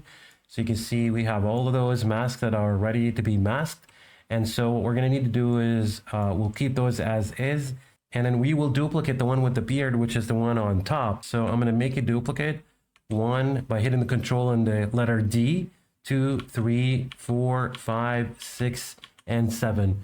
On my original version, it actually took me about 10 to 12 masks, but I try to keep this a little bit shorter so I can use less masks. So now I have 7 layers with Tom in his beard. Now I'm going to start renaming these guys. I should have done that. So let's rename and call this number 1 so we don't get confused. The second one is going to be number 2. They should all have the same exact numbers, just like your masks, so that you don't get lost while you're masking layers. So you're going to keep renaming this number 3. And then the next one is going to be number 4. Next one is going to be number 5. Next one is going to be number 6. Next one is going to be number 7. And now all we got to do is select 1 along with path number 1, right click and mask these guys. And then we can click on 2 along with path number 2, right click and mask. 3 along with 3, right click and mask. 4 along with 4, right click and mask. 5 along with 5, right click and mask. 6 along with 6 and right click and mask. 7 along with 7, right click and mask. You can hit the control or the command on your keyboard while you're selecting multiple layers. That way you can select multiple layers to be able to mask or apply your masks. So it looks like there's one that had a border that I forgot to take out. So let's just go back to that specific one and then go to the border settings and then make sure it is gone and we are good to go. We might want to just double click it to be able to edit the mask a little bit and fine tune it. Make sure that it's a fit on his beard like that. And then we might want to add another line right this. So this is the cool thing about the pen tool. So even though you have drew your path, you can still go back into the editing mode and adjust your path lines exactly how you want. The way how you do this is by double clicking on the mask and you'll start seeing all the dots and path lines that you've created, and you can go back to each dot of those path lines and be able to adjust their placement to make sure that they are a fit. Once you're done, you just click on exit mask, and then now you are good to go. So this is what we have. We have all masks ready to start creating our animation.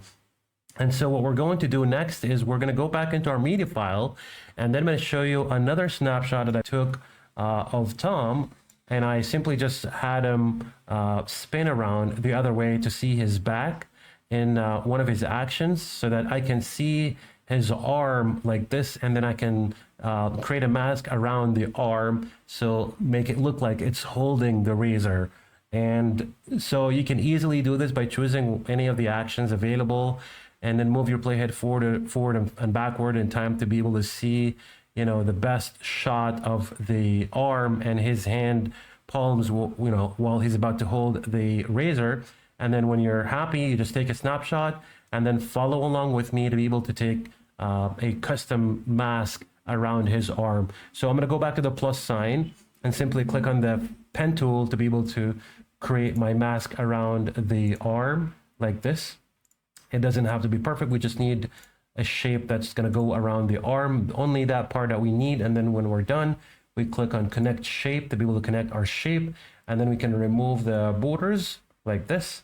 And then we can simply just select both layers, right click, and then we can mask. Now we only see that we have got the right hand side ready. So what we're going to do is we're going to make a duplicate of that guy, and then I'm going to drag it a little bit to the left side right here. And then I want to flip it. So all I'm going to do is I'm going to go to my settings and find where it says properties. I'll click that, and then the last option says flip. I'm going to flip it horizontally. Now I have his two arms ready to start holding the razor. So that's going to be our next step. We're going to go into our media folder and grab our razor right here, and then we're going to resize it and then place it wherever we want underneath the his hand to be able to make it look like it's holding it. So we're going to have one that's going to be over here. And then we need to make sure that this razor basically goes underneath it. And then we can play with the size to make sure it's in a good fit.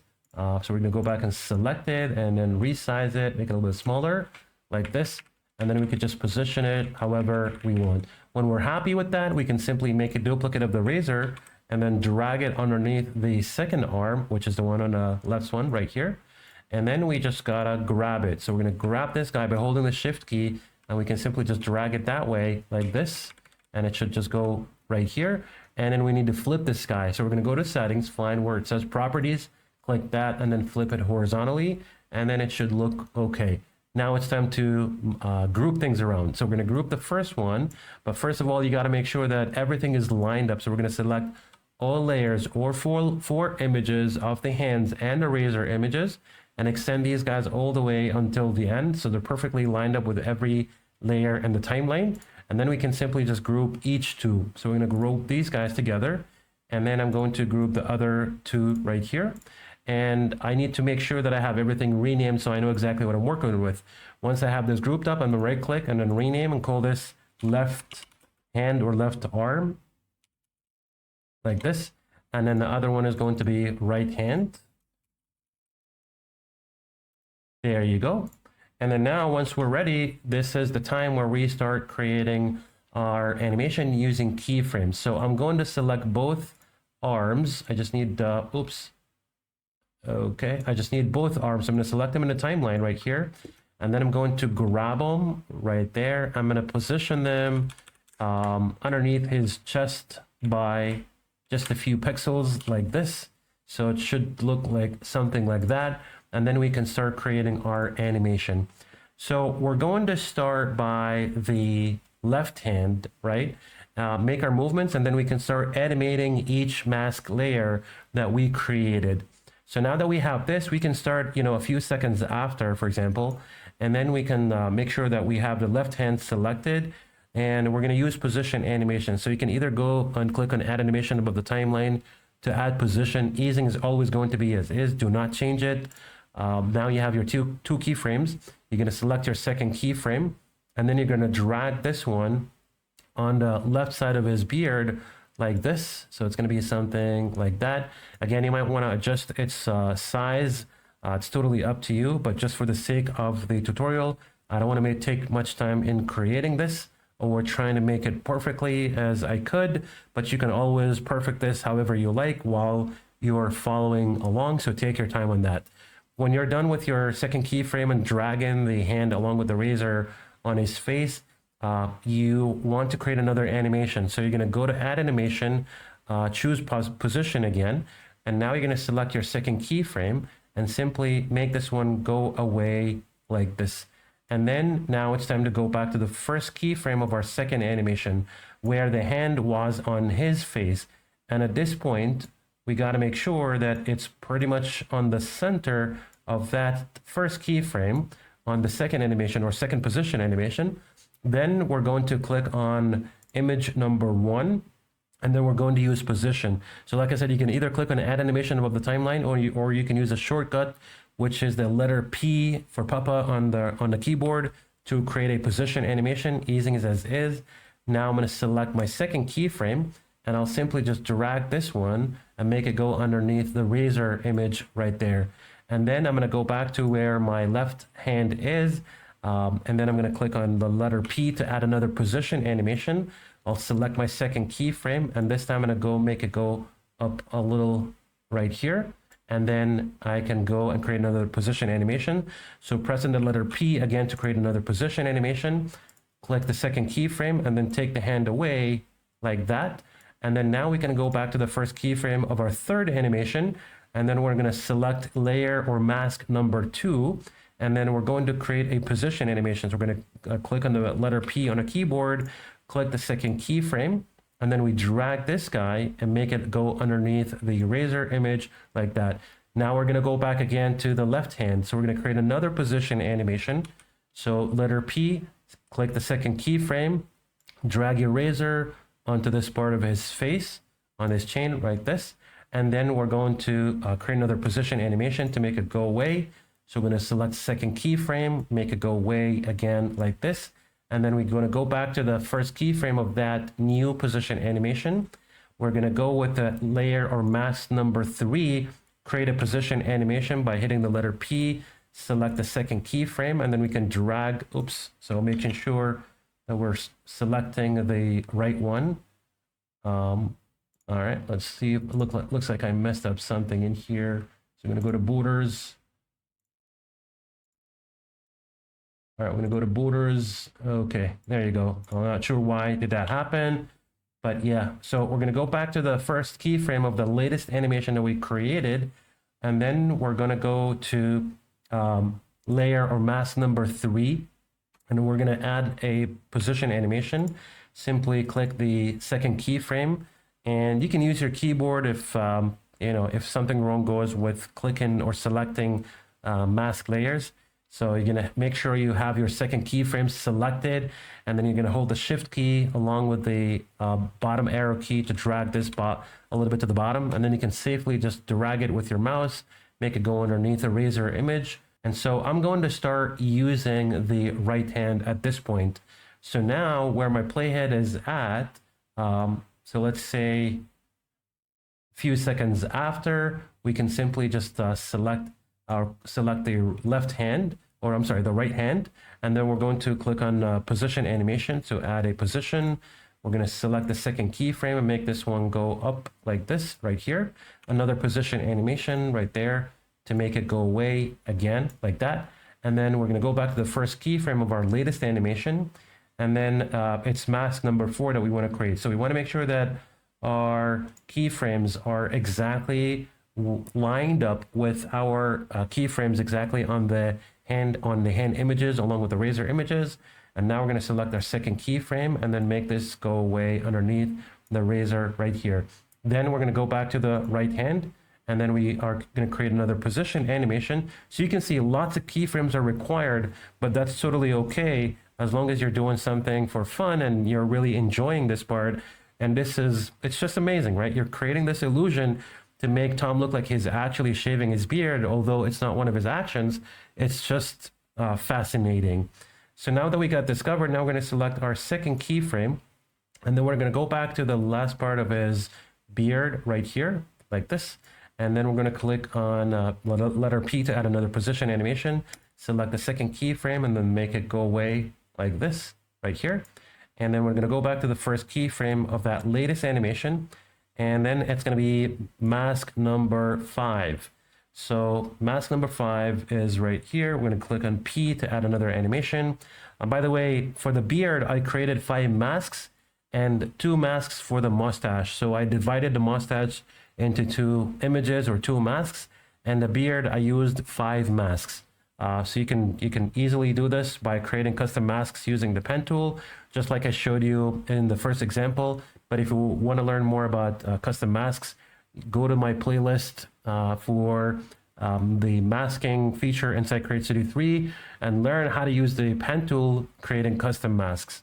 All right, now that we got discovered on mask number 5, we're going to select the second keyframe and then take this guy away right here. And now we are good to go as far as the beard. So if we go back right here, play this for you. Now he's going to start. Okay, it looks like we're missing on one of the keyframes right there because it went up. Oh, but it already took that part. So let's have a look at that. All right, it was just a small, tiny part right there. Okay, cool. So we're good to go. There you go. So it's shaving his beard a bit by bit like that. And it's so fun to watch, actually. It is so fun to watch. All right, now we're going to go back to the left arm or left hand. And then we're going to make this one shave the left side of the mustache. So we're going to create a position animation right here. Click on the second keyframe and make it go on the mustache part right there. Click another P to add another position animation, second keyframe, and then we're going to go back again right here. Then we're going to go to the mustache. So the mustache, this one is the number 6. We're going to go to the first keyframe of our latest animation, click on number 6, add a position animation, select our second keyframe, and then we're going to take this guy away right here. And then now it's time to use the right hand. So we're going to click on position animation. I'm going to select our second keyframe, make it go on the other part of the mustache right there. Create another position animation with the letter P. Select the second keyframe and then make it go away like this. And then we're going to go back to the first keyframe of the latest animation. Then we're going to select mask number 7. Click on position to add another position animation. Select your second keyframe and simply just make this guy go underneath the razor. So now we are good to go. So we have everything ready. So all I'm going to do now is I'm going to group things up. All right, so I'm going to select all my layers right there, and then I'm going to group them up like this. So we end up in one layer. Then I'm going to drag this guy away out of the canvas just for now. And then now I'm going to grab my background, which I'm going to use in this scene. I'm going to extend it all the way until the end right here. So you can see we have a nice 3D bathroom with a mirror that we're going to use and have Tom be masked inside that mirror. So once we get that, we are going to have the character go inside the mirror. And it's so important that we scale Tom really big like this so we can only just see his face, right? With just a tad bit of his shirt, if you will. So something like, let's just have a look at that right there. I think he is good to go. And then when you're done, here's how you're going to create your mask. So what you want to do is right click the group of Tom to hide it just for now until we create our mask. And then I'm going to hit the shift key on the letter C to create a mask. And then that will be a circle. So we're going to grab it over there on top of the mirror. And then we're going to adjust its size. This is not an exact circle, so you're going to have to tweak it around by adjusting it and dragging it from sideways to be able to adjust the size to match the same size of your mirror from the inside like this. And then when you are done, this is what you want to do. You're going to right click and click on show to show Tom. And then now you have your mask ready. So all you got to do is simply select your mask layer, which is the circle, along with the group, which is Tom. Right click and then mask these guys, and voila, now we have Tom inside. So let's just go ahead and play this for you from the beginning. And actually, now that we have this, we can select both layers, the group of Tom and the background. And when we can hit the control, or you can do Command G to group them up so that you can have even a close-up shot of this guy while he's shaving his beard. That's basically what I did in my example, just like that. And now if I play it for you, this is how it's going to look like. It's going to start shaving. And there you have it, right? This is how you can easily use the masking feature and learn how to use the pen tool to be able to create your masks and, kind of create another action for Tom where you have an illusion that makes Tom look like he's actually shaving his beard. I hope you found this helpful. Thank you so much for watching, and be sure to like, subscribe to my channel, and leave me a comment with your thoughts, and let me know what you like to see next, and I'll see you on the next one.